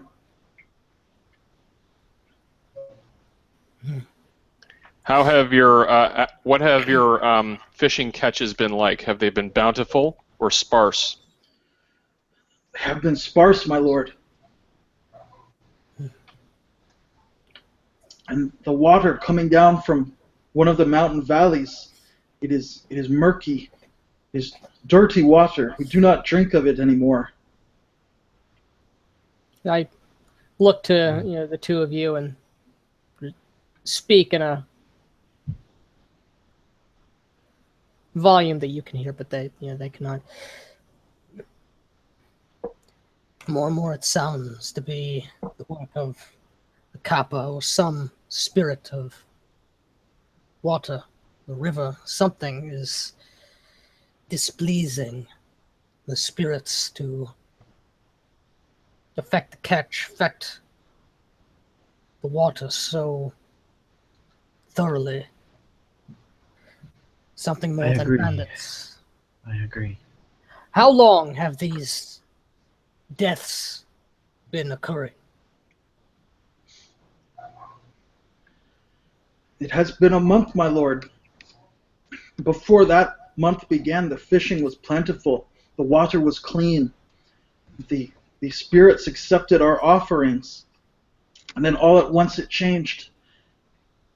It was not long before people began disappearing. And what of this place in the mountains where Oreo was led? What is this place that you will now guide us to? What makes you think this location is of such importance? What is it that is up there? Lord Oreo asked the same questions of you, my lord. Of us. He asked the same questions of us. It is the Takuma Waterfall. It is the source of the bad water. It has become befouled and dirty. Lord Oreo asked my son to take him to the top of the falls. And that is the last I saw of either of them. How far away are the falls? They are not far, my lord. We'll reach there by nightfall. I don't think I want to be there at night. Say this to my companions. I agree. I don't either. I believe we should stay here and set off early in the morning. What time is it now? Late afternoon. Late afternoon. Yeah. Okay, that probably makes sense. It's not like there's street lights at this time. They're only going to lose a few more peasants. That's fine. Yeah. But maybe we can question, because something in the area has changed, I'm guessing, and maybe we should investigate as to what may have changed in the area. What have you done? So, go ahead, sorry. Sorry, go ahead. What has been done with the bodies of those who have washed up?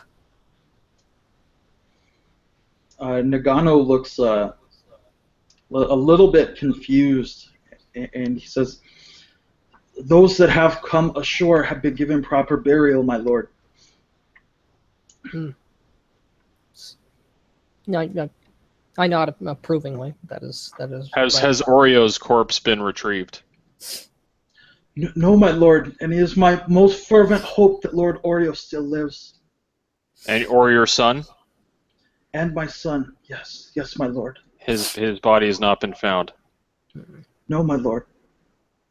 Have they been finding the bodies along the river or centered around one spot?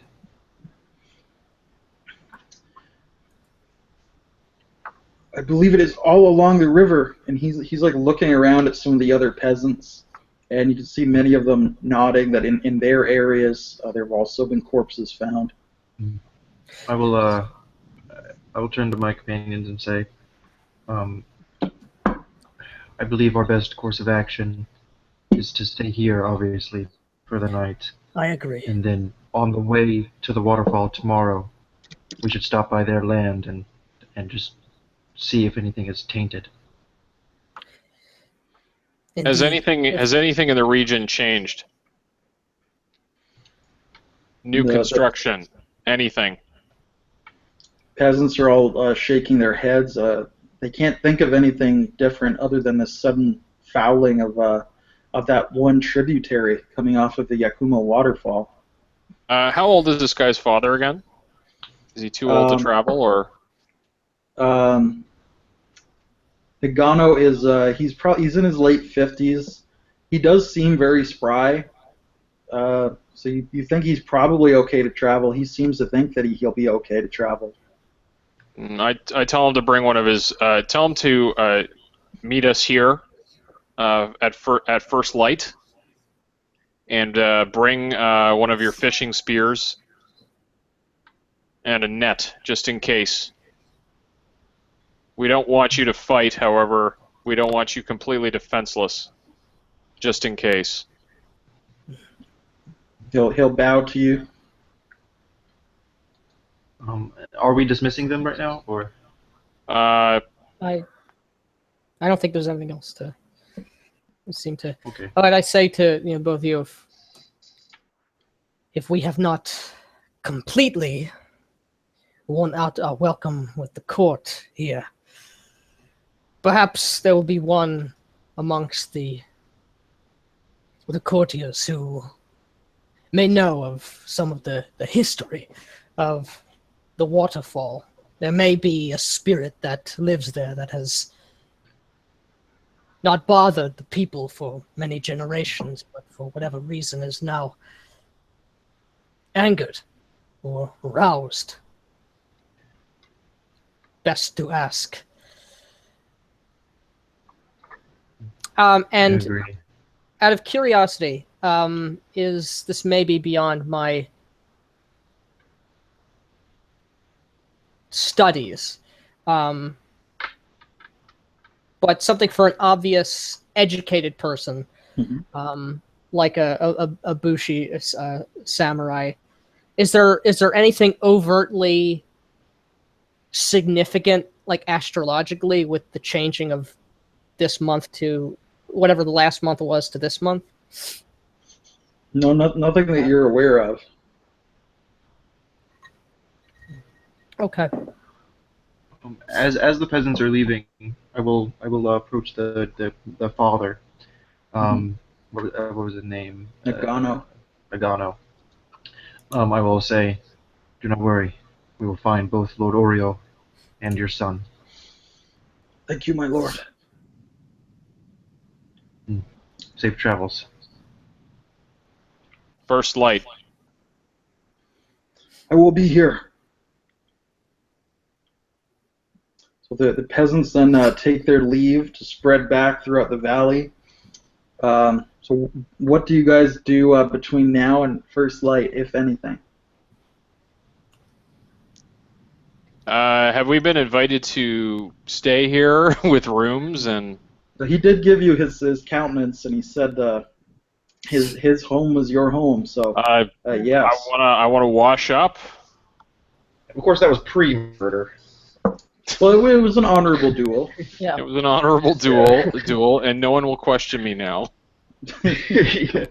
Hopefully. Yeah. I will ask if you know, if it is known, you know, like, is there a spirit that calls that waterfall home, you know, or not? It's a good question, but the peasants unfortunately are ignorant of that. Well, I'm not asking the peasants that. I'll be asking someone at the cause that's where we're staying. We're staying in the daimyo's sort of abode. The courtiers will be even more ignorant of that than the peasants. Oh, okay. The peasants, like, they kind of deal with the spirits in their own way, but most of the courtiers don't have to deal with the spirits at all, really. They said there was a monastery nearby, right? Yeah, there is a monastery on the other side of the valley. Oh, so how long of a walk is that? Like about? It'd probably be 2 days to get to the monastery. One of which would be spent climbing. Never. Okay, I got you. It's way up in the mountains. Is this a castle we're at, or what is this? A fortress, or? Yeah, it's a castle. It's a rather large, ostentatious castle. They even have a curtain wall. Can we see the waterfall? Like, is it up? The waterfall's up in a mountain, or like a hilltop? I'm just wondering if it's visible from the castle in the distance. I'd say you probably can't. It's you've got like the main valley and the river, and then like tributaries, smaller valleys off to the side, and it's just down one of those. So you can't see it. You don't have line of sight, unfortunately. In that case, I will spend a lot of my time. You know, we've been on the road for several days, if not longer, cleaning my weapons, checking making sure my bow is up to snuff, greasing the armor as whatever is up there is certainly apparently strong enough to take down a somewhat competent warrior. It would seem. I pick shards of bone out of my my war club and wipe the blood off of it and clean myself. And I'll make it will known. simply meditate. Yeah, I'll And, make it known to the court that this is where we're going, and so if something happens, they'll know. call some more of us. Well, and they'll know whatever is going on is something's happening at that waterfall. Hopefully it won't matter, but they'll know where both we and Oreo went to. Yeah. So But even if they it know seems to be- exactly where they are, these guys are not going to give a shit. They might if enough peasants die to affect the rice production, or if it sludges up the water. There have to be a lot of peasants dying. Yeah. But that's I think a few the council are extent going to make the volume for that. of my actions. Now, who hit that 30 on the lore test? Not me. I got a 15. I didn't hit the 30. I hit like 21 or 22 or something. Oh, okay. I thought someone had hit a 30 on it. I had 2 7s and a 6. So Okay. whatever that is. All right, never mind. So you spend the night in the castle, is that correct? I believe. My Dinner, wakizashi everything. right beside me when I sleep, by the way. Oh, yeah. There. Always a good policy. Nothing does accost you in the night. Of course, you're provided with dinner, with breakfast. Lord Hada has not specifically invited you to dinner or breakfast with him, and unless you demand. I to, demand eat with breakfast him. Well, he'll provide least it to you. He just doesn't want to eat with you. with him. Ah. All right. Dinner and breakfast. And I'll just make it awkward silence and stare at him and just eat. It's very awkward. I would participate in the breakfast, because at least send us off nice, I don't say anything. I demand it, as is my right. Yeah.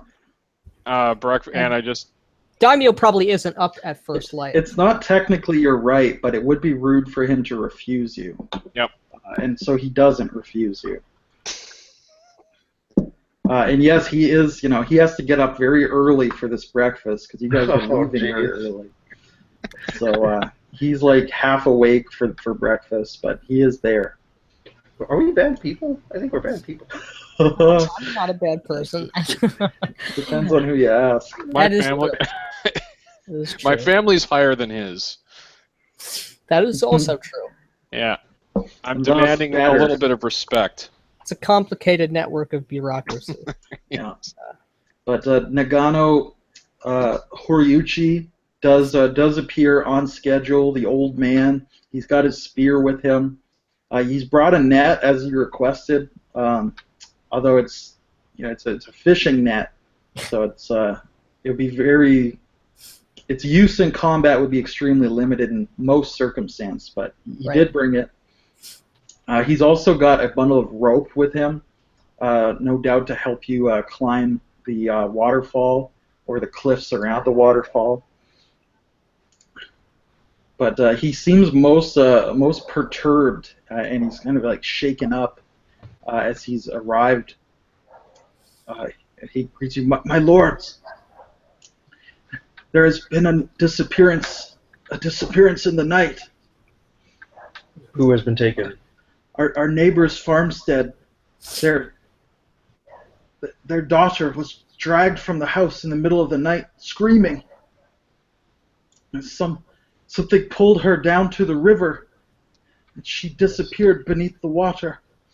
He tried to chase it, to follow her. He said, whatever it was, he said it was wearing Lord Orio's armor. It had his katana. I will look at my companions and say, should we go there first to investigate? How far is the site of the disappearing peasant? It is compared to the waterfall. It is on the way, my lord. It is near the foot of Yakumo Falls. So we'll stop there Yes. maybe on the way to the Definitely. waterfall. Yeah. Yeah. And I am somewhat skilled at hunting. When we get there, I'm going to see if there are any tracks or signs. Hopefully, at least on the riverbed, there will be some tracks. In the Certainly, meantime, I'll do my best to the calm guy down. was chasing them to the river. So I want to make a lore check what would constitute basically the Walking Dead coming back to find out what I would know about them. Sure, make a lore test. I'll do one too, I guess. I get it. It is very 12. intriguing. 10, 80, and 7, and I got a 10, so that explodes. It's a 6. So 18, 17. Hold on. Math is not my strong suit. 18, 19, 20, 21, 22, 23, 24, 25, 26, 27, 28, 29, 30, 31. Wow. All right. So you actually know a lot about the undead, about Yori as they're known. So basically, unburied bodies, or even uncremated bodies at times, can rise as the living dead, as ghosts, either corporeal or incorporeal. And some of them do commit havoc upon the living. So it's very conceivable that if someone or Lord Oreo fell down that waterfall, if they died there, they may be haunting that locale. So it's very possible, and they might be, dragging others down with them if they are angry at the manner of their death. If Oreo, for example, was mad that he didn't die in battle and instead he fell down a waterfall and his spirit was mad because of that, he could be haunting that location. So that's possible. Are they corporeal? Not always, but based on the description that Nagano is able to give you, it sounds like this one certainly would be, if it is in fact a ghost, a Yori. Mm-hmm. I would explain all of this to them and say this evidence greatly supports the fact that Lord Oreo is no more. But this doesn't necessarily support the Kappa. No, this does not seem like a cop. What do we know about Kappa? Can they create Yori? Do we need to make a lore check? Well, do we know what they look like? Could a kappa wear the armor of a person it killed? Could it wear the skin of a person it killed, more like? Well, I mean, they're human. They're humanoid. So I mean, it was in the nighttime. It just someone was wearing the armor. They're more like weird combinations of like frog humans with like crown things on their head to hold water. I don't think they're like exactly humanoid. They're pretty humanoid. They could wear armor. It could be that a kappa murdered Lord Oreo and is now wearing his armor. That's certainly possible. I would. I mean, it's extra. It's why would? All right. Well, let's go fight the Ninja Turtles. Yeah. Let's do it. Yeah. And kappa are supposed to have indeed turtle-like shells, so they probably don't need the armor necessarily, but so they could. I'd like to make a lore check to try and think of what I know about Kappa. Okay. Could everybody make that test if you're thinking about that it might be a kappa? Sure, I'll make that. I don't think I would, strictly because I don't think it is. Okay. I mean, I'm still thinking that because it doesn't explain. Who's to say there aren't both, right? Blood. Yeah. Who's to say that this guy went hunting for a kappa? We know so little; it could be anything. Something happened and he died horribly, and he came back as a Yori. Yeah. So that's only going to be a 9 for me. I got a 14. All right. So not much beyond the basics that they're water spirits. They are supposed to have, as you said, a bowl kind of attached to their skull, almost like the top of their head is chopped off, and their head is full of water. And it's supposed to be a sacred water called the Water of Life. Some spellcasters much prize this water, but the Kappa are certainly unwilling to part with it. And if that water is ever emptied, the Kappa, they don't die, but they become almost helplessly weak. Other than that, they're basic water spirits, and when the river is happy, they're happy. When the river is suffering for any reason, they get very angry, and they try to take that out on whatever they think is the cause of that suffering. Although they don't always understand human culture well at all. Right. So who they think is responsible and who's actually responsible is usually not the same at all. Is there a general goods store in the village? Sure, absolutely. I want to get some flasks of oil. Okay. No problem at all. And some rags. And I would assume I have a tinderbox, right? You can make Molotov cocktails. Sure. No, we're going to make fire arrows. Oh. Sure. Because if it's a water spirit, they might be susceptible to flame. Just a guess. It could be. Now, all spirits are susceptible to jade. And I'd assume that as witch hunters, you all have at least an amulet made of jade, which would protect you from some evil, from some black magic. But yeah, fire may damage them. Jade certainly would damage them if you have jade that's been made into some kind of weapon, which is very rare to see, actually. So, just a general question based on how we would perceive things. So, if in fact there is a Kappa, it sounds like these aren't demons necessarily. They're spirits that could be angry or displeased. Is it generally a good idea, or generally would someone in our position generally want to just kill the Kappa, or would generally the standard thing to do is, well, stop whatever's going on with the river and the Kappa will be happy? We're witch hunters. We fight evil. We put it down. Well, this thing may not be evil. It might be for us, but it sounds like it's killing people. But that is just true. let me. The question, I understand what you're saying and stuff. I agree. Yeah, I mean, if we would know as occult sort of warriors that will destroy the river, if you know what I mean. So, Kappa they're usually neutral spirits. Okay. So you're right. The best thing would be to try to appease them somehow. And the villagers have been trying to do that. They even offered them some jade, which is sacred. Perhaps they're offering the wrong thing. Perhaps it's not the... Right. Or it might not be a Kappa. We don't know yet. So I'm just trying to understand what the and it may be both. Context maybe both Yori and Kappa. I hand my colleagues a flask of oil each and some rags in case they wish to make fire arrows or whatever they want to do with it. Absolutely. Yeah, sure. Right.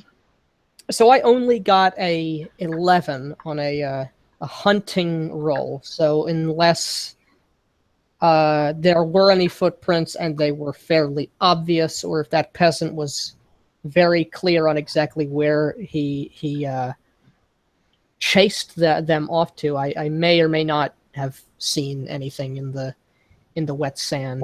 Well, have we actually arrived there? Oh, I thought we did. I didn't think we left the town yet. No. Well, this was in the town, right? Yeah, we were in the town. Oh, no, it was on the way to the waterfall that it happened. Yeah. So it's probably a big village with it, like a hamlet outskirt, farm. Okay. Whatever. All right. So when that happens, so you know. All right. Yes, and if you do depart the castle, you will certainly travel through the Oyama Valley. Again, it looks very beautiful, idyllic, peaceful. There's mist coming down from some of the waterfalls. A wonderful breeze, which keeps it from being too humid. And coming off into that side valley in which the Yakumo Falls are located, you do see the falls at the end of the valley. And this stream, the Yakumo stream, is indeed most befouled. There's a lot of sediment in it. It's very murky and muddy. So it's certainly not as beautiful as like the crystal clear water in the rest of the valley. And as you journey closer, you see even the waterfall almost has like a gray brown sheen to it. Like it's not looking very pretty there. It's brown sludgy water. Hmm. Coming up on that homestead, if you do indeed go and look for those tracks before even like going inside or talking to anyone, it is quite obvious. You know, in the mud, you can see where the farmer tried to chase it. Clearly, someone was dragged down into the water. You can see like claw prints where she's fighting and kicking and trying not to be drowned. But you do also see several footprints, and they're bare feet, and they're clearly inhuman. They're very wide and long, and they appear to have webbed toes. So you're becoming quite certain that it was a Kappa who abducted this girl in the middle of the night. Was it wearing armor? It was described as wearing armor, though. Yes. It could have been them just. If it has a turtle shell, they may have just thought it was armor, or this Kappa might be especially devious and trying to, for whatever reason. I don't know how smart these things typically are, but or it may just be a confused farmer who lost his daughter. And do you go in and speak to? I knock on the door. Yep.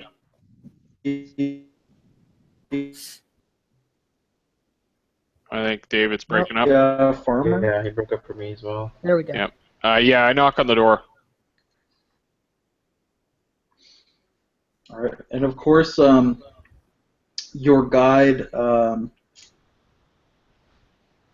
Nagano, is that his name? Yep. I'm losing my notes here. Nagano. Too many NPCs. Yes, Nagano Horiuchi does introduce you to this farmer, whose name is Hagiwara Takejiro. He's kind of he's only in his late 30s, so he's quite a bit younger and more hale than Nagano. But he'll describe exactly what he saw. Like, he heard screaming from his daughter's room, rushing in. He saw her being pulled out the window. Looking out the window, he saw someone in samurai armor dragging her by the hair down towards the river. He ran out after him, and he tried to stop the samurai. He had a spear, and he tried to stab the samurai in the back, but his spear just glanced off the armor. And he is describing that he was wearing armor, pauldrons, shoulder pads, a large kabuto. Okay. And he says the samurai then turned and cut his spear in half with his katana. It was then that he recognized the blade of Oryo Yatsuhiro. Oryo, being a friend to the local fisher people and farmers, was well known to them, and he recognized Oryo's sword. But he was in shock because he knew Oryo had been missing, and Oryo's a good man. He's not evil. And then the samurai just continued dragging his daughter, and he tried to beg the samurai to stop, and it just dragged her out into the water without turning back and looking at him at all. And she just went under the water out into the river, and there were some air bubbles from her, and then it was just still water again. And so he's most distraught that his daughter is gone. Is the water murky where she was dragged? Yes.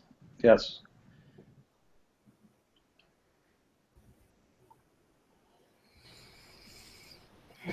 I ask him, do you do regular offerings in your shrine? He says yes. Of course he does. He has a shrine. He's been leaving rice and vegetables and even a few coins out lately because the people have been going missing.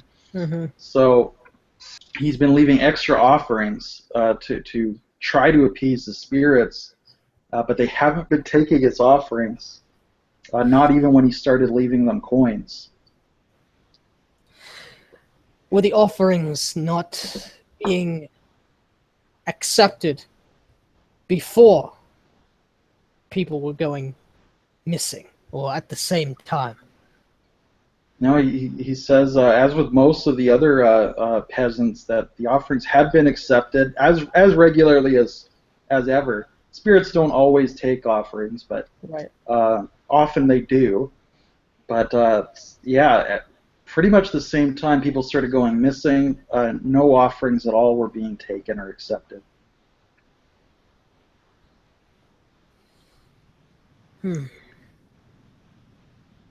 I ask if anything unusual other than this disappearance has happened in the area recently. When did the water change color? Yeah, he'll definitely point out that the waterfall is brown and disgusting. It's carrying a very like earthy smell. It doesn't smell like fresh, clean water. And he'll say again that started happening just about a month ago, and very shortly after the disappearances began. And he's not a fisherman, but he's heard from some of his friends, and Nagano is a fisherman, and he'll back it up, that the fishing in this river has dropped off dramatically since the water turned brown and filthy. So he said the disappearances happened before or after the water turned? After. If it indeed is a kappa, then perhaps it is simply seeing these fishermen as why the water turned brackish. Yes, there's something amiss here, something deeper, I believe, that is the cause of all this that we are not seeing yet. So the waterfall itself is brown, right? Yeah. So we should just follow it upstream, I guess. I think so. That's what Lord Oreo did, yes. Have there been any travelers, any people come to this part of the village, the kingdom, in recent weeks? Beyond the normal. Hagiwara and Nagano both agree that they haven't seen any strangers other than you guys.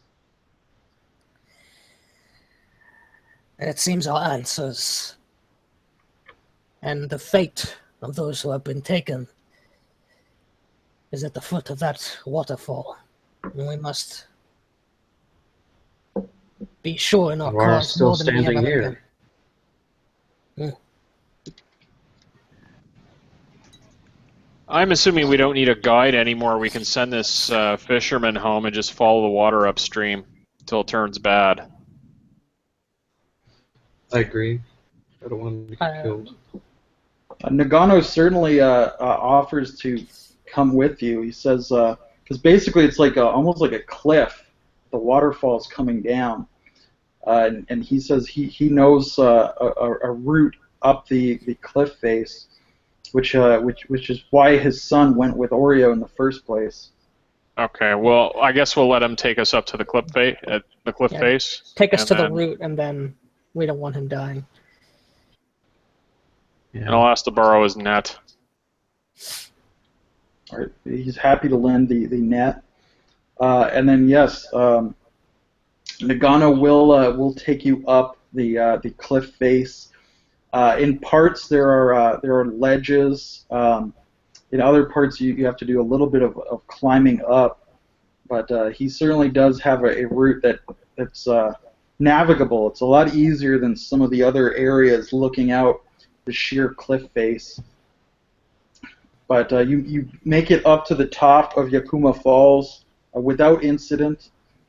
And you can see here that there's almost like a second valley up here, and it looks like there's another smaller waterfall at the end that is feeding this one. And Nagano will tell you that Yeah, he's never tried to climb the other falls, but sometimes they would come up here because there's an ancient shrine at the end of this valley that they leave offerings here instead of at their home shrines. But no one he's ever heard of has gone up that second waterfall. And with your permission, he'll probably depart from you at that point. I ask him where the shrine is first. He points it out down the end of the valley. You can kind of make it out. It looks like it's a stone shrine, much overgrown with moss and vines, certainly disused.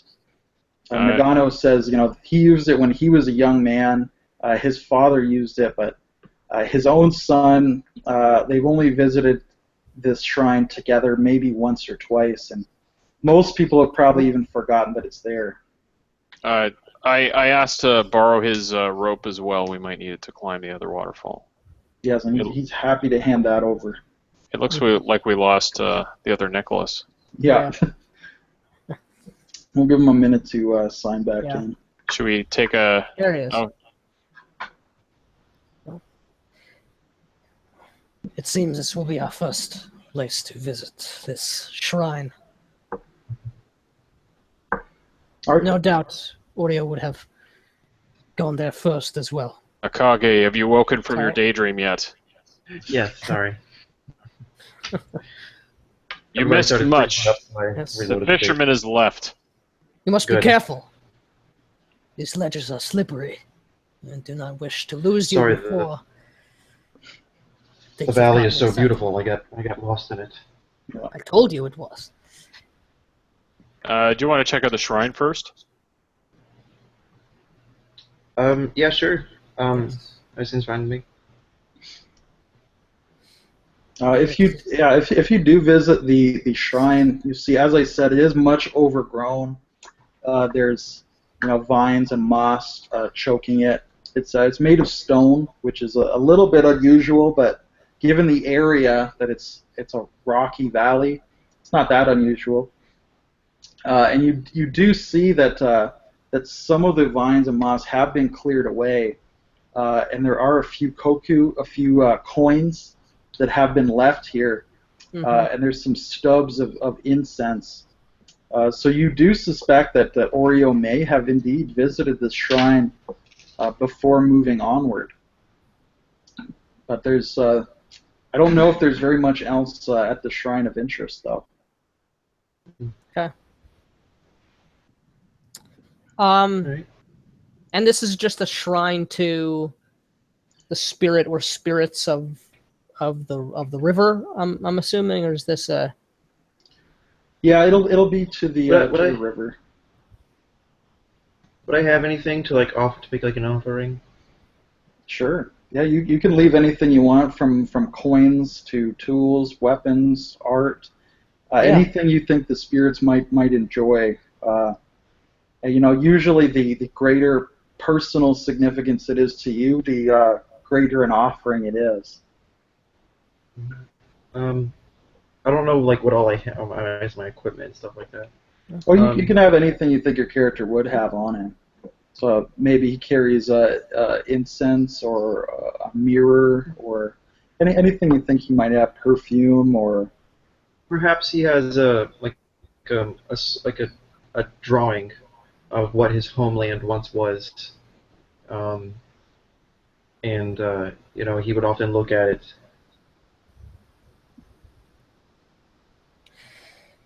And I'll certainly leave a few coins. I'm not feeling like this, particularly generous for the spirits here. I'm not eager to kill them if they're not, evil spirits. Did I cut out? Did anybody hear what I was saying? Yeah, I heard you. Yeah, I heard you say you had a drawing of how your homeland used to look like. I'm not sure if you said anything after that. I guess not. I take some rice out of my my rations and I leave a bit of that delicious rice balls. Mm. Yeah, I'll leave a few coins, but I don't feel compelled to leave anything of especially personal significance to the spirits of this river. All right, so you've left your offerings. You're kind of making just a brief prayer, perhaps. Mm-hmm. Are you still with us, Nick Law, or did you drop again? I think he might be having some difficulties. We'll give I Nick guess. Yeah. we'll give Nick a couple more minutes to jump back in here. Maybe we'll take like a 5-minute break. Just put Okay. a message in the chat, or If he has to reload, he probably won't be able to read the chat, but okay, Yeah. you I can can try. Facebook message him, or Okay, there it is. Okay. oh, yeah, he's commented on it on the Facebook. Cat unplugged his router. We found the real culprit of Yeah. I'm just leaving him a message. So the real household gods. Yeah. be right back. Okay. Okay, we can take a $5 if you want. Okay. Okay, Yep. sounds it seems like. Seems like how it's gonna be.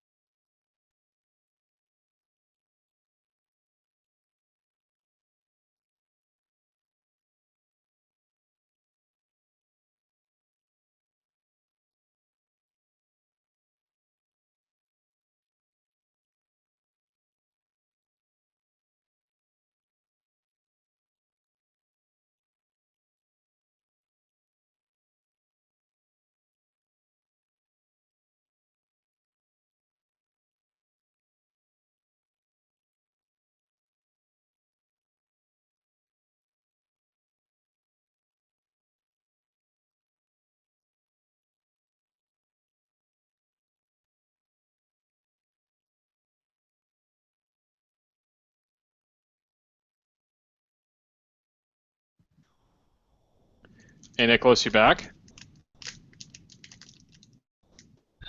Yeah, I'm back. Okay. I think everyone's still Sorry on break. about that. Happens.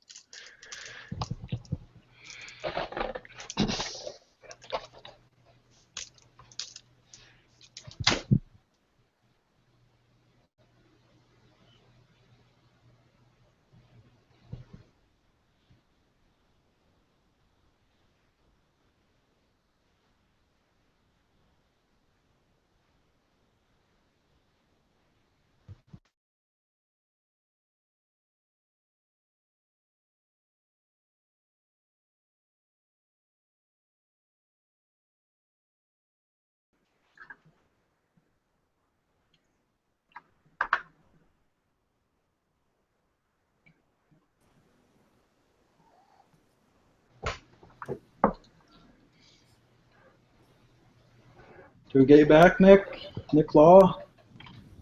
Yep. Yeah, I'm good. Cool. All right, Nick, why don't you describe what does that painting, that drawing of your homeland look like? Oh, the it was a drawing before it was destroyed and lost, basically. Okay. Hmm. So as you've Like kind of like just like of like the general area. Maybe there was like a wooded area and like the city or village or whatever it was kind of behind it or something like that. It was a nice painting, but I offered it. So, like, how big is it? Was this something you drew personally? Is it like on like a piece of vellum or like rice paper or just out of curiosity? Is this like a It it was probably like maybe some of the like rice paper, and I would have drawn it personally, perhaps hmm. while I was just out, maybe bored in the like during a battle, waiting for my orders to come or something like that. Mhm. So as you've left your offerings at the shrine, you've knelt to do at least a brief prayer to the spirits. As you turn back, you see the valley spread out before you, the waterfall off to your right, and the cliff face ahead of you. You can see a figure standing by the riverside. It's one that you hadn't been there before. And this figure starts walking towards you, kind of this slow shuffle. And as it grows closer, you can see that it's wearing a samurai helm and pauldrons, that it has a sash at its waist with a katana stuck into it there. And at first, you probably think that this is a samurai. What he's doing here, you have no idea. But as he's getting closer, you can see that his arms and legs are not quite right. His armor is not right. It's like thick and scaly and leathery. And as he's getting closer, you can see that it's not a man at all. It's almost like a turtle-like creature. What you took for very heavy body armor actually appears to be its shell. Although again, it is wearing that sash with a katana and a kabuto helmet. And as it's shuffling closer to you, you can see that it's much more massive than perhaps any man you've seen. It's about 7 feet tall, and its eyes seem fixed on the shrine behind you, as if it doesn't even see you. It's just shuffling forward towards that shrine. You can see, past the helm, that there's this kind of look of wonder and sympathy, pity on its face. How do you guys react to this, if at all? Well, go ahead. I was gonna say if you guys move to like attack it or intercept it, I'd probably jerk my arm out to stop you. That's all I would do. Other than that, I'd simply watch. I'm just going to Okay. stand to one side. I'm going to pull my weapon out just so it's ready, but not in a threatening manner, Yeah. just so it's unsheathed, and just observe. So I do move as if I'm going to step in front of you guys in a sort of protective manner and address this thing. But then, Akagi you grab me, and then I say, "Oh wait, I see." Pronounced look upon its eyes, and I warily, still ready to move, see what this thing does, but I stand aside and watch what this spirit does. And it will shuffle past you as if it doesn't even see you guys there.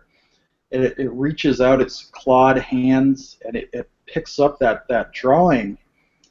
that you had left for it, Akagi. And it looks at it. You can see its eyes just getting watery, just looking at this drawing. And then its head turns, and it looks directly at you, Akagi, as if you can sense the link between yourself and this drawing. And it says, "This is your home." It is, yes. It is what my home was. What I imagine it to be. What happened to your home?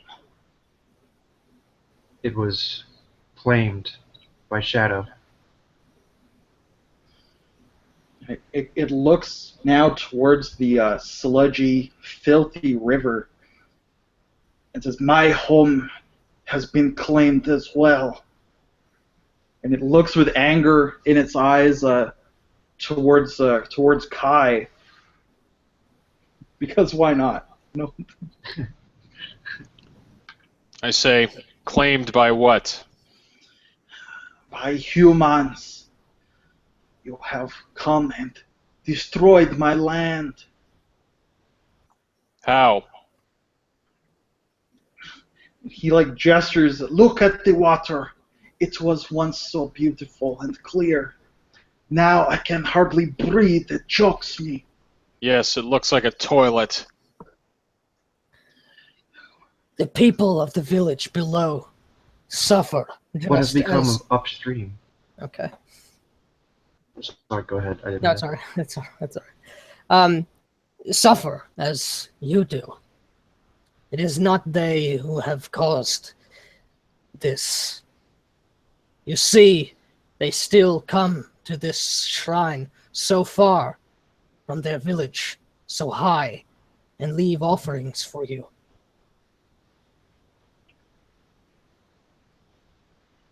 It is not to them you should direct your anger.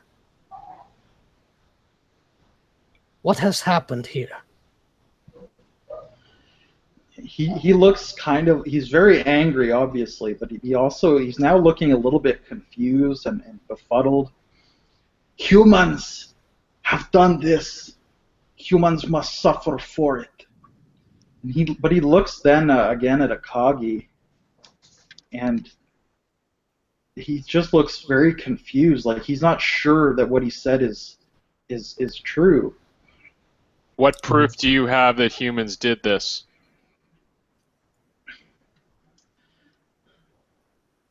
The humans came to the mountain vale, and he gestures up the second waterfall with their tools, with their chemicals. They cleave into the heart of the mountain. towards it. Are you sure that they are the same humans from the village? He looks at you again, kind of confused. They are humans. No, there's a difference. The humans in the village have not done any work up in the mountain, in the upper waterfall. We've questioned them. We came from there. We've talked to them. We came here because people are missing in the village below, being dragged into the water and drowned.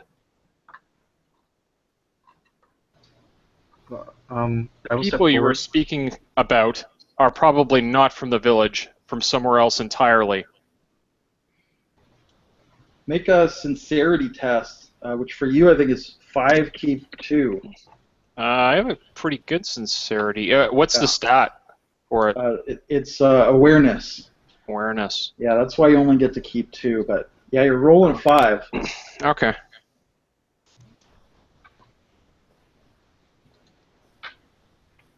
So 16. He still looks confused, but he certainly his anger seems to soften. And Surely we were not the only ones to have told you this. No doubt the man who wore that armor you have upon you said similar words. we have spoken not to humans. We have rejected your offering until, he looks at the drawing, until now. You cannot buy us off with your coins and jade. Not when you destroy our river. Our river is our home. It is worth more than everything to us. The river is the home of both you and the village below. Neither. Without the river, we all die. Yes, neither of us wish the waters to turn brown and thick. If The fishermen below are, sorry. The fishermen below are suffering. Their catches are low. Without fish, they will die. We would remove what is polluting the water. So, if this is done, will there be? If you would, Go ahead. If you would show us where this water starts to turn, we will do everything in our power to give you your home back. For even though it will be much longer before I get mine, I would see you have a home again. You humans are strange to regret what you have done. You make a promise that others would never offer. But I will give you peace and passage. Go, look upon their encampment and see what they do. If you can join with them and help them despoil my river, then you are truly heartless. I'm going to say to the Kappa, I basically want to ask him to stop attacking the village below until we return. No, that's pretty much what he just said he'd do. And I want Oreo's body returned. And what's his name's son? Nagano. I don't know why I remember his name. He looks at you and looks down at the sword on his belt, and he says, "It was no Kappa who did this. We found him in the river. But if he is the price for peace, we will return all that was found with him." I will bow at the hip, bowing low, and say, "Thank you, kind spirit." All right, and he'll return your bow as well.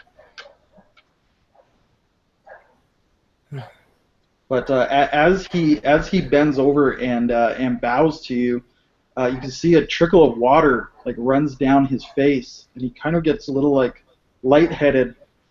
Oops. Stands back up. He just looks a little bit woozy and lightheaded, but he's not. He doesn't seem like he's quite in danger of falling over, but he's close. That's actually one of the ways to defeat the Kappa. Yeah. They're scrupulously polite, and they have to bow if you bow to them, which is from Japanese mythology, by the way. I believe it. I didn't mean to do that. I will not move to push him over the edge. I will not. I start walking towards the waterfall, the other waterfall. I will let the Kappa know to leave the armor and the things that were with Oreo at the shrine, and we will return for them. All right. He kind of nods his head to you, and then kind of watches as you guys presumably head forward towards that second waterfall. Yep. All right. And without any harassment, unfortunately the Kappa won't harass you. It's not a very difficult climb. It's a much shorter fall. It's maybe 20 feet high, but it's a much easier climb as well. And as you guys come up and crest that this small cliff, You can indeed see the mountain face spread out before you, and there's a large opening in it, propped up with wooden timbers. You see there are tents and covered lean-tos. You can hear, now that you're coming up, over the roar of the falls, you can hear picks against stone. You can see men moving around, and it looks like there's a mine that's set up in this valley. And if you're coming closer, you can see there are poles stuck into the ground around the perimeter that each have kind of a prayer written on them, and then a jade pin pinning them to those poles. So they've created some kind of ward that the spirits will not be able to pass through, presumably because some spirits have been really pissed off at them. And indeed, you see they're sorting the stone out, breaking it apart, and dumping the refuse there into the river. And it looks like they're actually mining jade. How many are there, approximately? You'd guess that there are about 30 people total working the mine. And as you guys are coming up, you can see there's kind of someone starts looks back. Unless you guys may want to make a stealth test, actually. Do you guys approach stealthily, or how do you approach? I absolutely do not go stealthily unless I'm severely convinced. To do so would be unscrupulous. I asked to see the foreman. Yeah, now, as you guys just are coming up on the cliff, they'll notice you, and you can see them start yelling, and this mob kind of starts to get together. And you can they don't know we have authority. Well, so I say to both of you, be careful, be cautious. If these men are indeed the ones who have caused so much death, they are the ones who have killed Oreo. I will. And we will not have been the first samurai. When have we ever caused trouble, cousin? I want to ask them for their mining rights.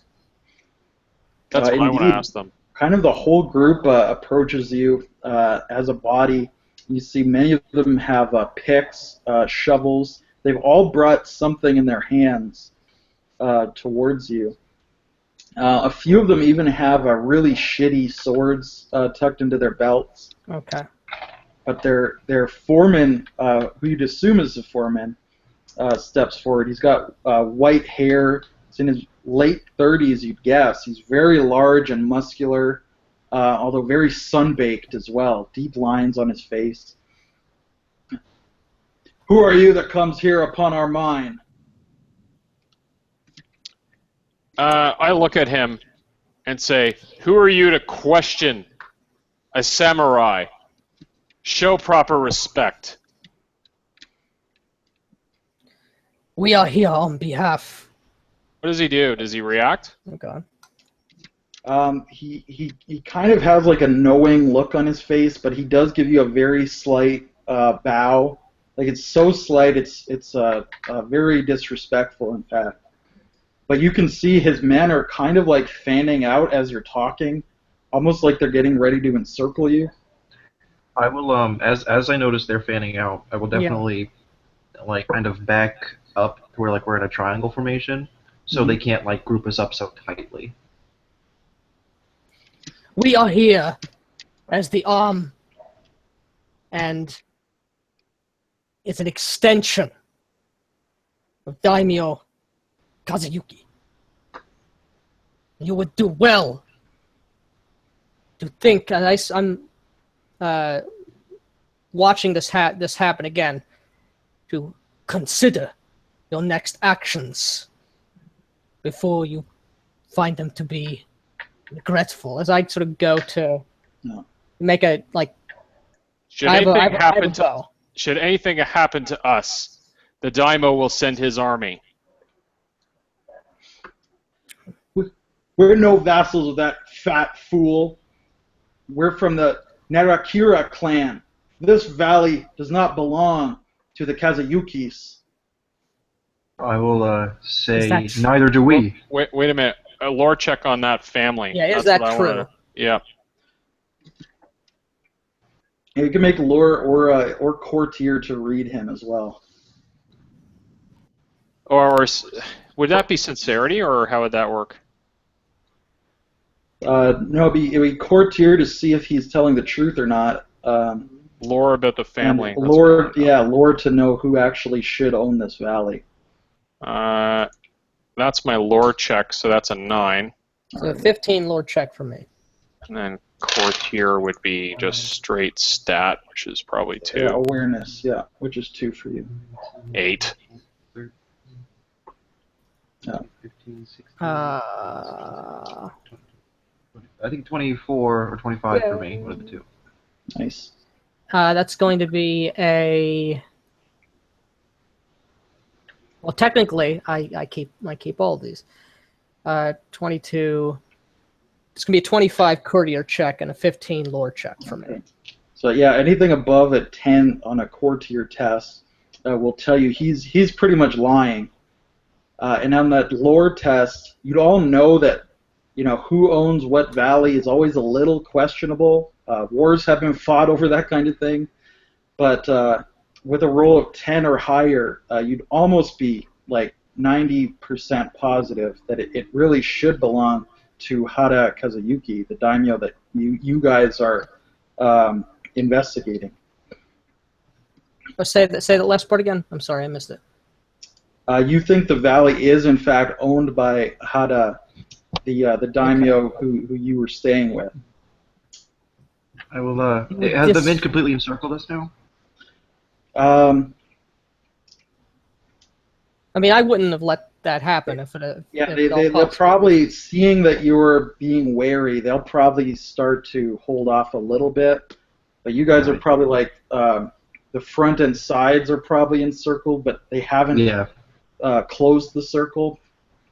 I will shout, and with that kind of knowledge, I won't harp on that just yet, but I'll say, we are witch hunters. We serve no particular daimyo, but the land we all walk upon. All right, Okubu, the foreman, kind of nods at this. Well, perhaps it is good that you have come then, for these kappa of the river have been giving us monstrous trouble. Indeed, you can see that we operate a jade mine on behalf of our clan. We would offer you a fine jade tetsubo with which to smite these evil spirits. I would see. Let me look at that Tetsubo. All right. He snaps his fingers and gestures for one of the men who runs back to a tent to get it. Someone kill him with it. I would see the papers. That's what I want to see. Dangerous weapons. This mine on behalf of your clan. But I know full well the rights, as do we all, of this valley. And you should consider speaking truthfully to a samurai lest you dishonor yourself further. And I say, sort of glaring at him, like knowing full well with that 25, like you just gave me a pale-faced lie, and like that is a huge affront to my honor. He just kind of smirks at you smugly, and he says, "I'm a simple man, my lord. I know little of courtesy and etiquette and treaties. When That much is clear. When my lord tells me to set up a mine, that is what I do. I do not question." Where And are show your to- papers? He gestures, and one of the men comes forward with a scroll, and he kind of presents it to you. Trying to think what kind of test that would be. I would say courtier or etiquette, or Sounds about flat intelligence, or lore. Pretty much Lore. anything like smart, that. yes. I'd probably accept any kind of role like that. Ooh. 15? It looks like a forgery to you. You'll hear like the click as I just use my thumb to push out the. Have they brought out the hilt of Jade my, Tetsubo yet? Yeah, the man is running back with his large Tetsubo, and the studs in it are each a sphere of jade. I pick it up to inspect it. You see, we do fine work here. We are good servants of the Empire. You said there's 30 people? Yeah, somewhere pretty close to that. Now, I'll point out again that they've got that perimeter so the spirits can't get in. But if anyone were to smash some of those holes, you might get some spiritual reinforcement from the Absolutely. That's a good idea. Who wants to prepare a firebomb? No, I got a good idea. I got an idea. We're samurai. We're not. What we can do is they have given us this Tetsubo under the pretense that we are going to leave and kill the Kappa. Yes. Let's leave, break the fucking barriers, get the Kappa, and come kick their ass. That would be dishonorable. That would be smart. Aren't they the same thing? Yeah, in this. How does honor work? For men of our upbringing, it would be. I'm a man of honor, but I'm dishonorable. also a man of ambition and cunning. I'm a man of cunning. That's fine. I would not do that. As you can say and die. Cunning too, but I get it as a player. I get it, but it totally makes sense. What's more honorable though, getting killed by peasants or getting help from a spirit? Getting killed by peasants. If this is a culture that it's a hotly debated topic even within Rokugan. Yeah, this is a culture where you would voluntarily, very painfully kill yourself in some. I asked to see the mine and see their operation. Going deep. I will. Jesus. I want to go break those poles. Yeah, that's what I'm doing. So, buddy, we're getting closer to them. They're in our way to the poles. Oh, the mine is like okay. So the mine is close. Let's say you're already. So we've got the poles. Let's say you've already come within the perimeter, but only just, and then you've met them. So the poles are maybe 10 feet behind you, and they haven't closed the circle in behind you. So you're not very far from the poles, but you're already inside that perimeter. Oh, we're inside that. Okay. Yeah, I thought. You know what?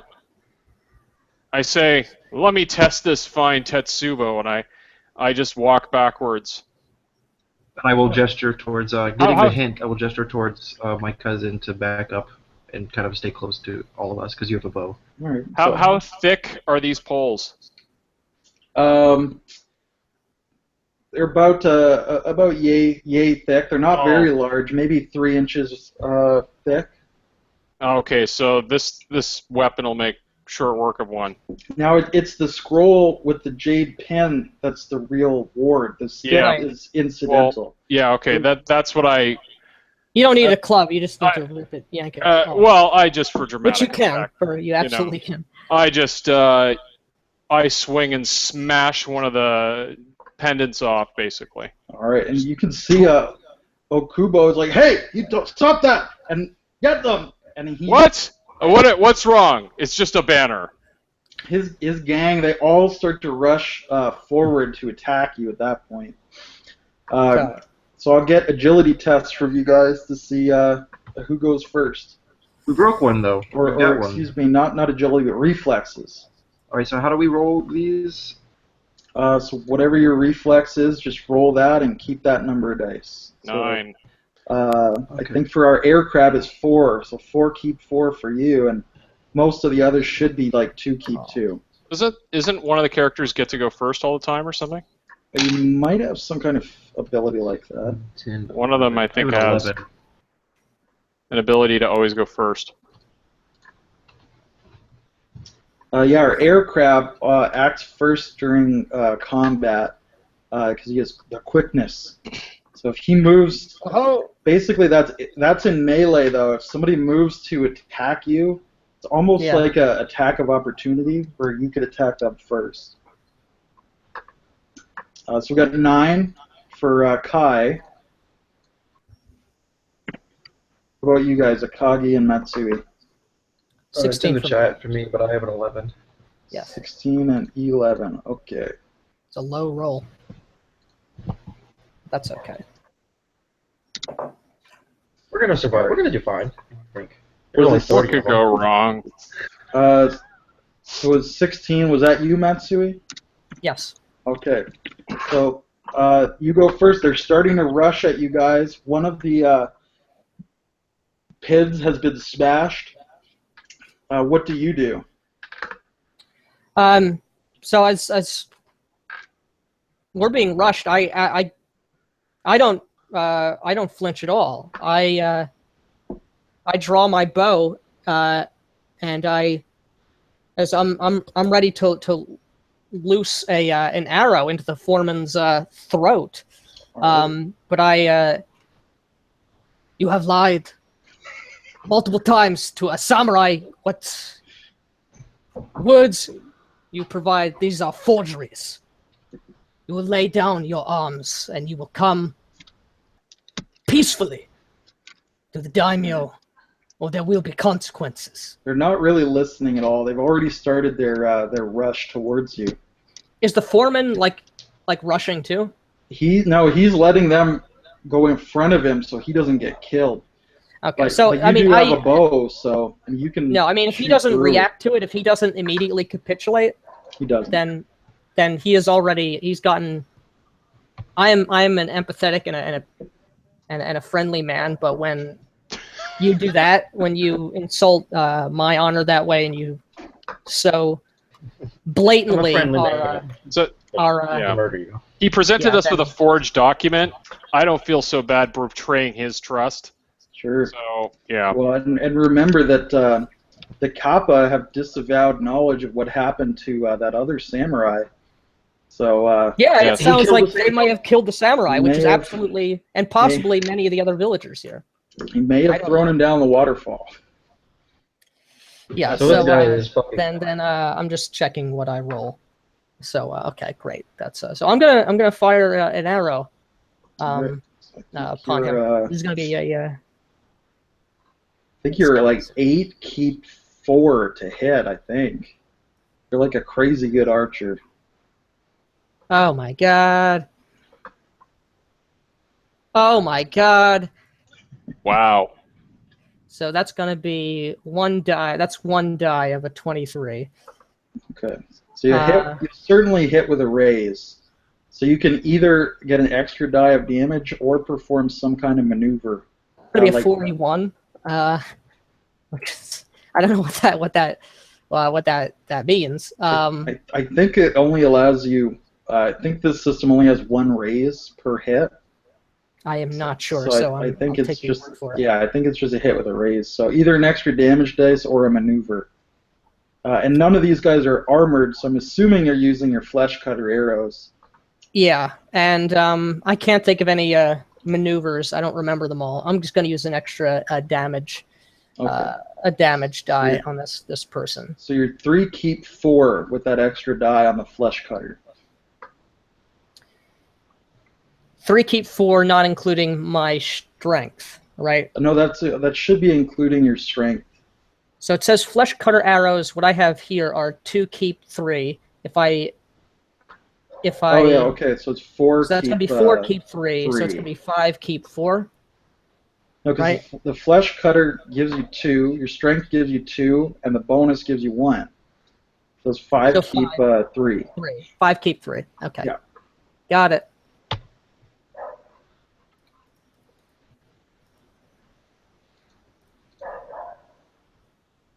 Right. 23? Is that right? 23? Yeah. Sounds right. So 23. So yeah, he's down. So you can describe how you. He's basically dead. Great. So just describe how you kill him with your arrow.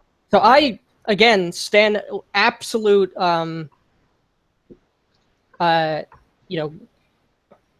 the stone-faced grimace of a man of righteous honor, who has had that honor multiple times besmirched Yeah, so I call that out, that challenge, that drop down your weapons now, or things are going to escalate. And seeing as he starts to move, I immediately loose that arrow, whizzing past the ears of two of his cronies as he sort of moves to try and, well, he's probably backing up as they're coming forward, and as he moves, as he just starts to pivot to make a run for it or bolt or get other people who he might have, that arrow whizzes by and just lodges straight into his throat, emerging slightly out the other side as the shape and aerodynamics of this arrow piercing like butter through the soft flesh of that neck of his, and he goes down immediately as punishment for not obeying the words of a samurai. All right, so and we will see if that causes any of the others to see reason.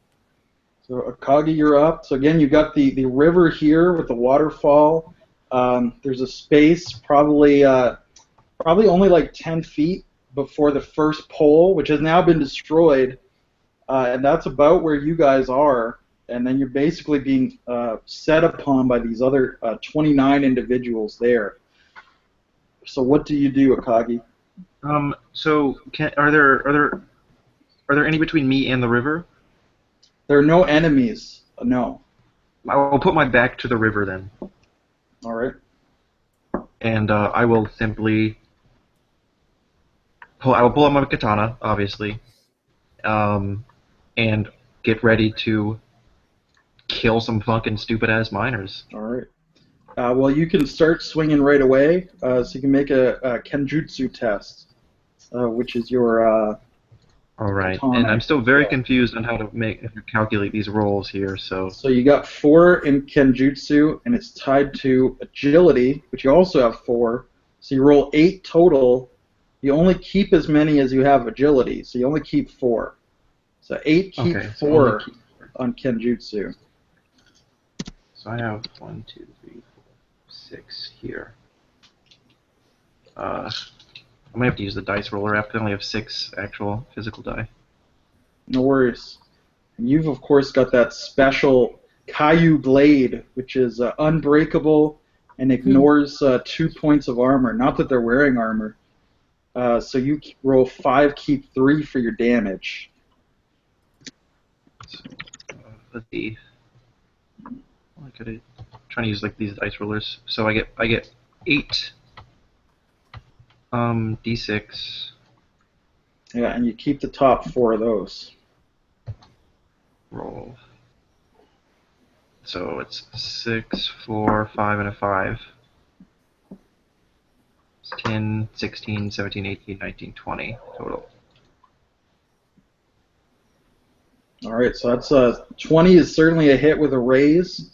So an extra damage dice or a maneuver, and we could say like a maneuver might even be to like use the guy as a human shield to give yourself an extra maybe 5 to either your target number or armor, whichever you prefer.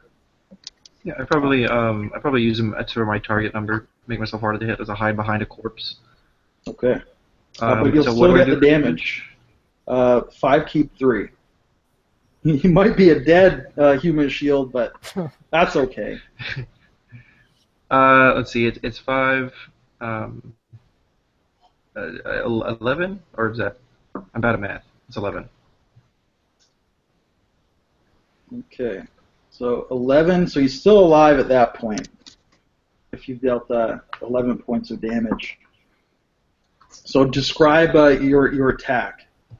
So what does that look like? He comes at me with like a pick or something, Mm-hmm. and he just swings it down, and it hits right in front of me. So I simply cut across his forearm, and then kind of maybe stab him in the shoulder, but don't take my katana out to put him in front of me and whoever's right behind him. All right. And then we're through to Kai. Would I know how many of these banners need to come down for the Kappa to come?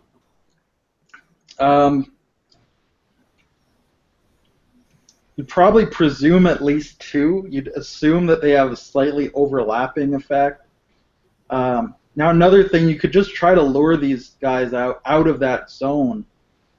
Or you could, keep smashing these banners until the Kappa come out to help. Okay.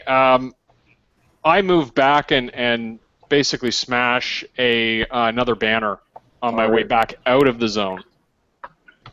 All right. And are you moving towards the cliff face or towards the river? Towards the river. Okay. So we got 2 banners down. So we'll come through to our good goons. And we'll see if they're actually able to hit anybody. If I can get my dice roller up.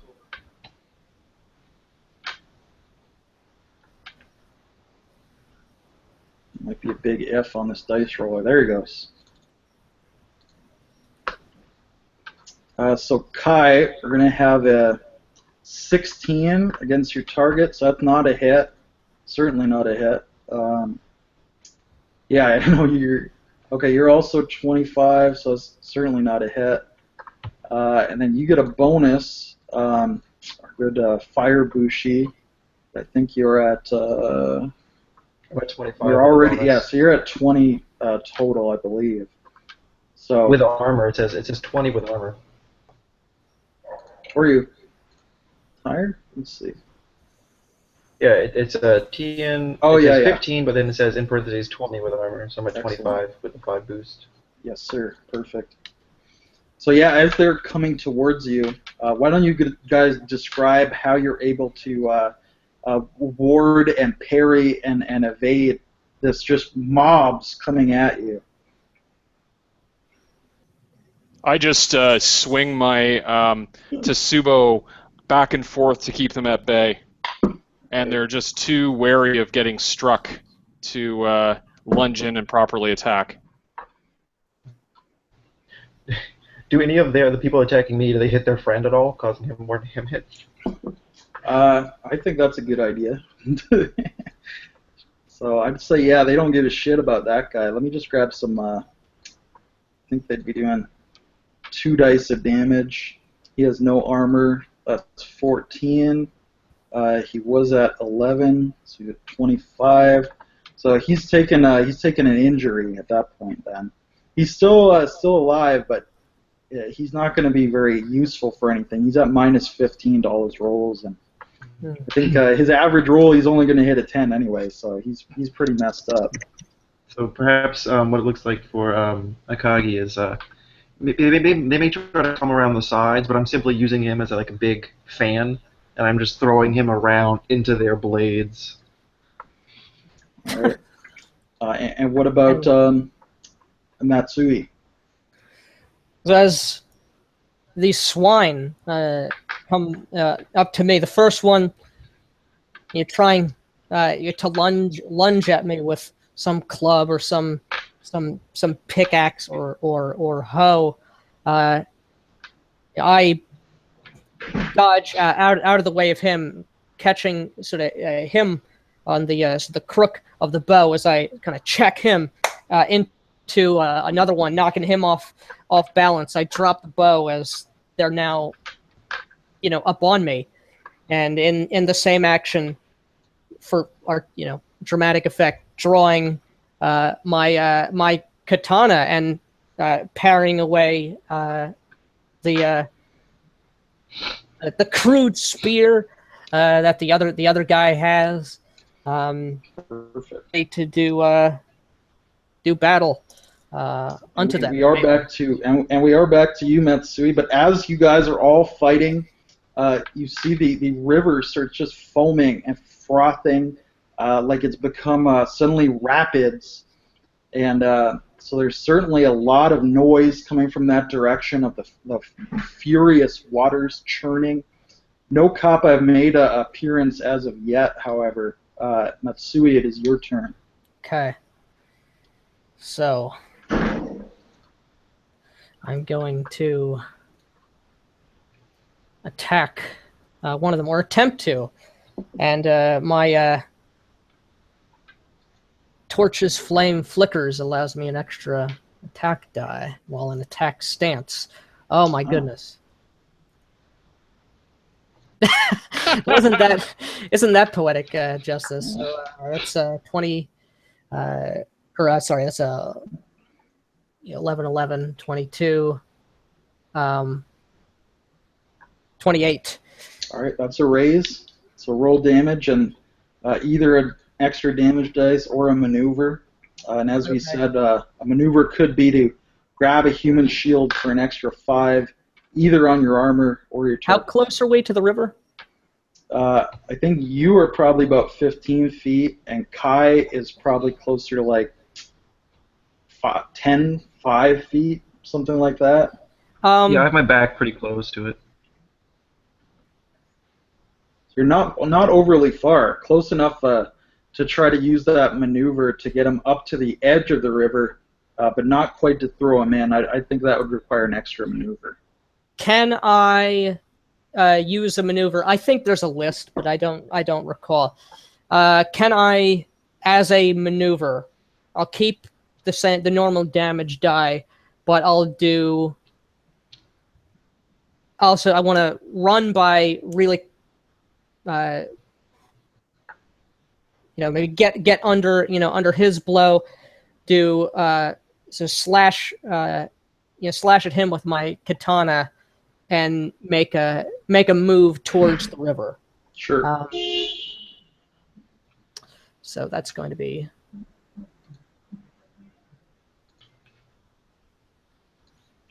keep 2, 18. 18 damage. Mm-hmm. Okay, so that's one of the goons. that. So he's nicked.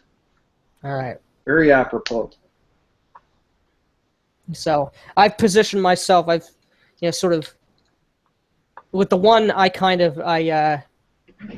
deflected with the katana as I raised it. Now he's on the upswing as I knocked his weapon up, to which I came through, sort of almost checking him. Bringing the katana in an upwards motion across his side, and in that same using that momentum of the swing, moving past him, turning to keep my face at the oncoming attackers, but now my back is to the river as I sort of make a brief sprint for it, a couple of steps. All right, and then we're back to Akagi, I believe. Yeah, so seeing this guy on my sword is pretty much, he's out of the fight. He's bleeding, he's wounded really badly. I'm basically going to take my sword and sling it around behind me to throw him off my sword behind me. Yeah. And then with my sword already in attack position, I'm going to bring it down onto somebody else. Perfect. I love that move. Yeah, the old throw the guy off and then hit him again. Yeah. With my torches. So what is the torches flame flickers? What is that?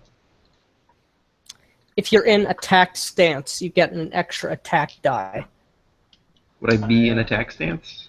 I think you're assumed to be in attack stance until you change it, and I'm going to maintain attack stance myself. I'm still learning the rules as well, so I'm keeping it simple, but that does appear to be correct. So yeah, if you want, I would get 9, keep 4. Yeah. Yes, sir. Lovely. It kind of sucks though. So let's see, 1, 2, 4, 4. So 10, 18. 18 to hit. That's a hit, but not quite a raise. All right. I'll just roll regular damage. That is 5. Your damage is 5, keep 3. Yeah. Oh, I forgot to clear it. I have no idea what. Can I? I think it's these last ones. Okay. So 10, 16. All right. So 16. Check his wound track. So he's not quite nicked. So I think we're down to 27. baddies left. And then we're through to Kai. So Kai, you're near the river. You've taken out 2 of those spell posts, or whatever you want to call them. What do you do now? You've got all the goons coming in, and you've been swinging your Tetsubo to keep them back. Am I able to reach another banner? Yeah, absolutely. I go and tear another banner down.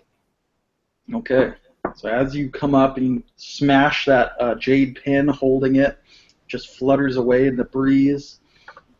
And with that, the river just seems to erupt. It's been frothing, foaming, churning, and now these humanoid figures, these kappa, come diving up, leaping out of the swell of the water, and kind of rushing forward with a great deal of anger in them towards these miners. And as they're doing that and running forward, you can see one of them who's moving quite a bit more slowly than the others. Although he's not wearing the armor and katana, but you believe it's the same one from before.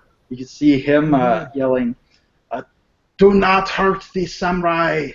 They are our friends." And the others kind of rushing forward to smash into these miners. You see the fear on the miners' face as they realize what's happening. And there are about 10 of these kappas, and they're 7 feet tall. They have these big shells, and they're running forward and just goozling the miners and just choking them to death, dragging them, throwing them, gorilla pressing them back into the river, off the cliff, down the waterfall. So there's this tremendous battle that's joined. Although it's pretty brief, the morale of the miners is breaking quite badly, and they start fleeing almost immediately. So we'll come back to the top. So what do you do at this scene of carnage, Matsui? Do you start picking them off with your bow? Do you start trying to tell the kappa to take some captive, or what do you do?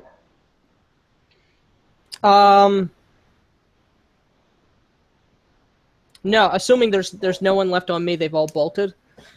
Pretty much, yeah. Okay. No, I will not. I will not. I'm not going to shoot them in the back. This is I will let nature take its course as justice through the spirits is taking its due course. I will gather up my bow. I'll gather up the body of the foreman. His faulty paperwork, and that's what I'll be doing in for like a minute, getting ready to get him, because we're taking him back to the daimyo. Yeah, Actually, I still had his faulty paperwork on me. Okay, yeah, then. Because I was reading it. Okay, great. What about Kagi? Seeing all of this and seeing the kappa burst out of the river, I'm filled with a lot of joy, and seeing how they're fighting and they're fighting for their home, it kind of makes me. I'm basically right beside them, fighting and pushing these guys back. I'm in the midst of it all with them. All right. And what about Kai? Kai, relishes the opportunity to enjoy the slaughter and blood his new Tetsubo, and just starts cracking heads. No mercy for these murderous thugs who have defiled the land. All right. It was not very long then before the miners basically will be killed to a man. All of them will be put to death by these kappa, and the kappas are just tearing the camp apart and destroying everything that they can get their hands on. So the kappa who originally had greeted you, the one from before with the samurai armor that he's now, of course, taken off, will kind of come up to you, probably to you, Matsui, as you're not busy finishing off these miners. And he will look at you and say, "Thank you, samurai. You have restored my home to me." And I give a bow to him or it or she. It is as I have said. Your home is our home. We are as one. It is good. And what has been done here will be put right. And he'll bow to you just slightly, not enough to spill his water. I wasn't trying to trick him, but yeah, I get. But like that's his default bow is kind of the head bow. Yeah. If you bow to him, he has to bow equally to you though. But okay. But that's fine. He'll just nod his head in great respect. And as the battle is finished, the Kappa just start heading back into the water, and he'll follow them as well, just wading down, diving into that water. And unless you guys join them in further conversation, it won't be long before I want to talk to them before they leave. Okay. But yeah, I did too. Sure. So what do you say to the chief Kappa, or indeed to the others? Kagi, would you like to go first, or? Yeah, sure. I will approach the chief one and say, it is good to see you have your home again. I hope one day I will have mine as well. Yeah, I will pull out my wakizashi, not the actual blade part, but the entire, with the scabbard and everything, and I will say, you wore a sword on your hip when I met you. It is fitting that you wear one when I leave you. And I'll give him my wakizashi. He'll take that and just look at it with so much respect. The wakizashi is to a samurai usually even more important than his katana. Yeah. And he'll look at you and just say, if there is any way that this spirit can honor you, you need only ask. What you have done is beyond repayment. Well, I cue in. I say what has been done here was wrong, and what your people did, misunderstanding the situation to the village, was also wrong. This coming from Kai. That's great. How can amends be made to the people of the village? The Kappa just stops and looks like he doesn't really understand how humanity works at all. Right. But he will say, if there is anything, we will listen. They have lost sons and daughters, taken by your people in anger because of these miners. They were innocent souls. Can you repay the people of the village in any way? He looks a little confused at first, and he says, the people often ask us for fish. We can provide great bounty. We can make sure the flooding in the spring is gentle. We can ensure that there is water for the rice paddies. I think that would make amends to the people for the sons and daughters that were taken. The innocent sons and daughters who were taken. If it can help at all, it will be done. That will be great help to the people. And please know that not all humans are alike. He still looks a little confused at that concept.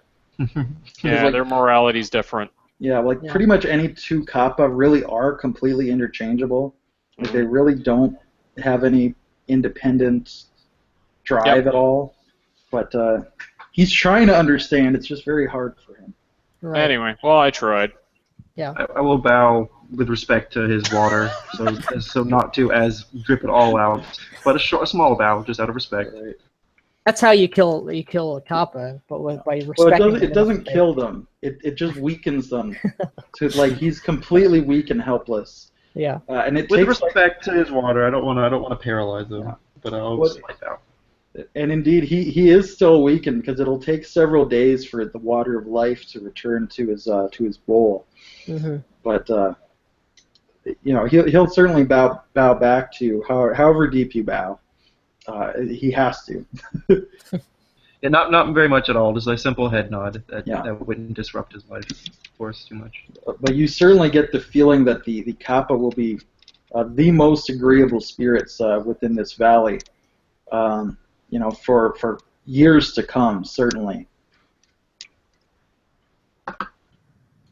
So do you say anything further before they do depart, go back down into the waters? Say goodbye. I say goodbye. All right. So perhaps we'll narrate our epilogue. You guys have saved the valley. You've ensured prosperity upon it, but you've also come upon this great quantity of jade that these miners have been able to pull out. And jade is supremely valuable, more valuable than gold. So what do you think you would do with that? And also, you've got this forged document which could stir up war between the Takajiro clan and the I have the document. yes, between the what do you do with the Takajiro clan? Well, I think we should, if it's possible, because this is an area of dispute, maybe claim the jade for our clan. I don't know if that's possible. Absolutely. At least the jade that's been very mined. specific that it cannot pollute the river. No, the jade that's already been mined. Yeah. They have no access to the one that's still on the ground. Wait, isn't the valley? It's still under the domain of the Crab clan, but ostensibly a different family, right? Yeah. It's a dispute between families. I think Kai is saying, let's just take the jade for ourselves. We'll bring it For the back. witch hunters. Yeah, we'll bring it back to the Yumi Not for witch hunters. us, but our witch hunter organization. Yeah, our okay. caste or whatever, right? Yeah. No, Yeah. that seems quite reasonable. The Crab clan or whatever. That would be like dragon glass for the wall, right, in Game of Thrones. Somewhere. Absolutely. Yeah. Right. So it would be very valuable to us. Yeah, absolutely. All right. So you take the jade for the Yumi witch hunters. What do you do about the this forged document? It could, as I said, be used to stir up war potentially. I present it to the Daimo. I explain that it's a forged document, and explain what happened at the mine. I just completely transparent. I don't embellish. I don't. Same. I don't make anything up. I just say just the facts of what I know. Or use armor and body if that was recovered will be brought. Yeah, we would have it has been recovered. And I keep the Tetsubo. Absolutely. Now Daimyo Hada will take this and he'll probably nod and read it and reread it and say, "This is grave treachery by our neighbors. They would seek to steal what belongs to our people, our clan. Have no fear that this will be answered, this disrespect." And you could tell that he's really treating this as a legitimate document. You suspect that he really wants to go to war with the neighbors, and this will give him a perfect excuse to launch that war against the Takajiro clan.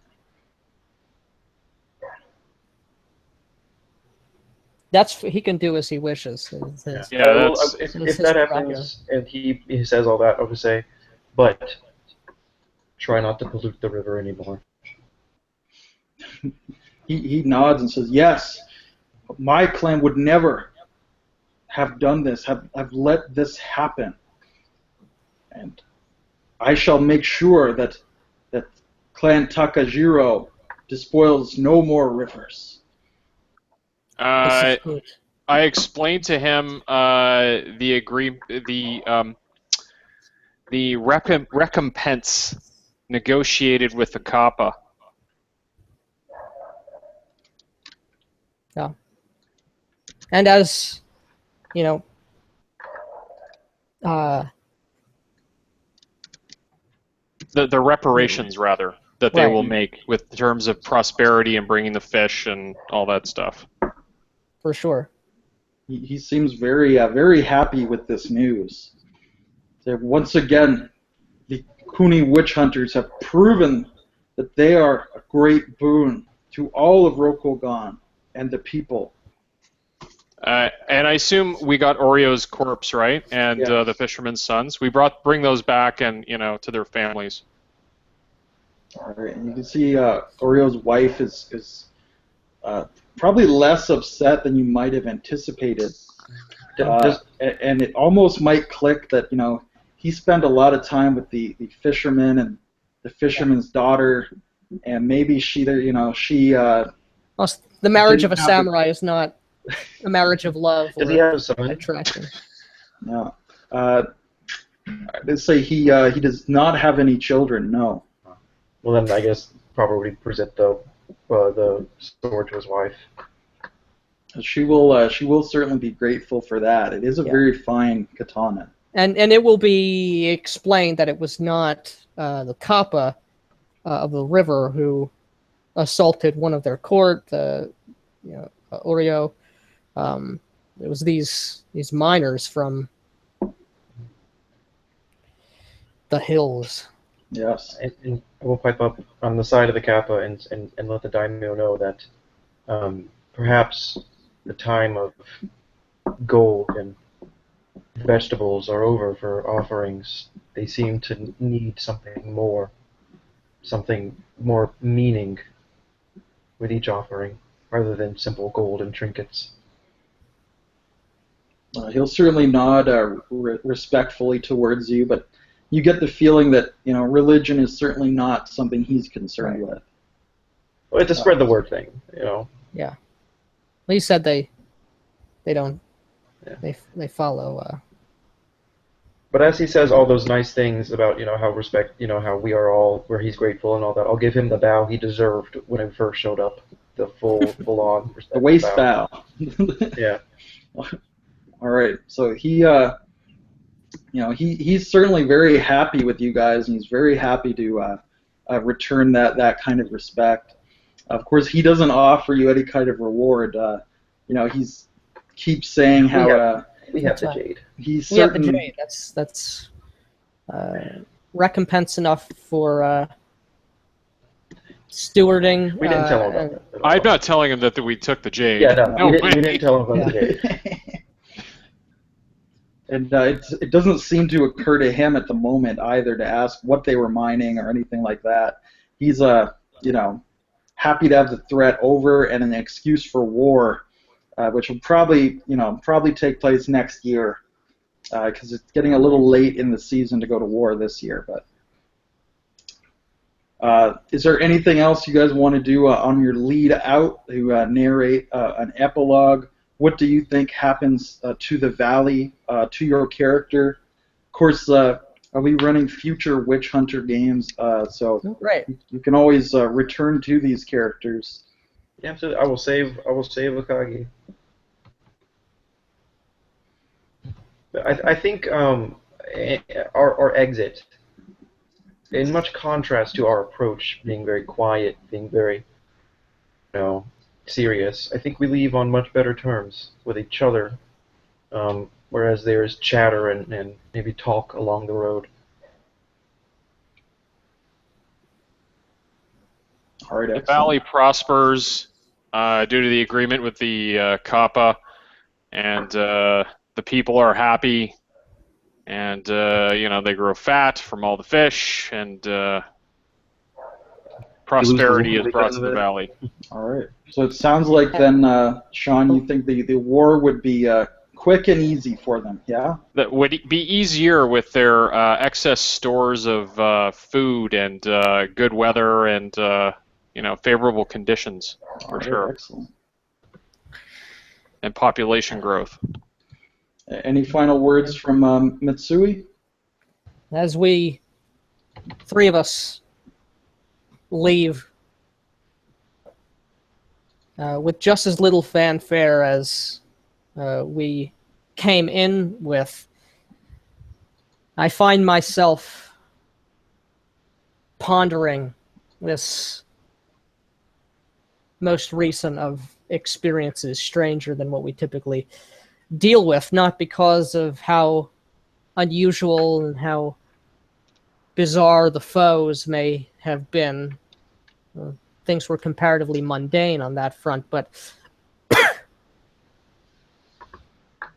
I meditate, I ponder upon the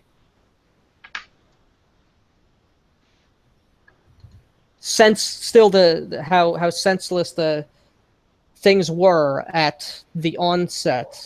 What happened with Chibi, the heightened emotions, all the dead peasants and whatnot, and how, and yet, at the end, despite the fact that while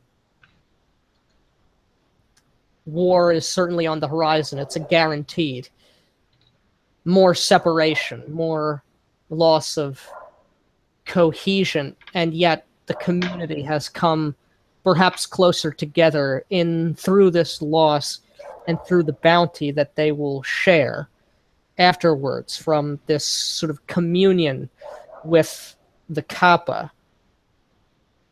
And my thoughts continue to go back to that picture that Akagi had drawn. I didn't give it much thought at the time. I mean, perhaps he was drawing it on the road or during one of our many stops. But I keep thinking about it, and I think about it. Kai listens to this and just says, "I just want to hit something." This isn't. I'm not saying anything. These are the thoughts of the character. As his home is my home, as we hail from the same family. So, I do not have an answer to this paradox, but I think deeply upon it, and perhaps it is just another step upon the way of the samurai. Both honor and bloodshed, community and loyalty, but warfare as well. Perhaps there is wisdom in here, and perhaps I am one step closer towards understanding that. But all right, and with that, we will leave behind the Oyama Valley, the beautiful, glittering, glistening, misty valley of waterfalls, and hopefully we'll again return to Rokugan in the future. But for right now, thank you for being my excellent players. We'll thank our viewing audience and bid you all good day and good gaming.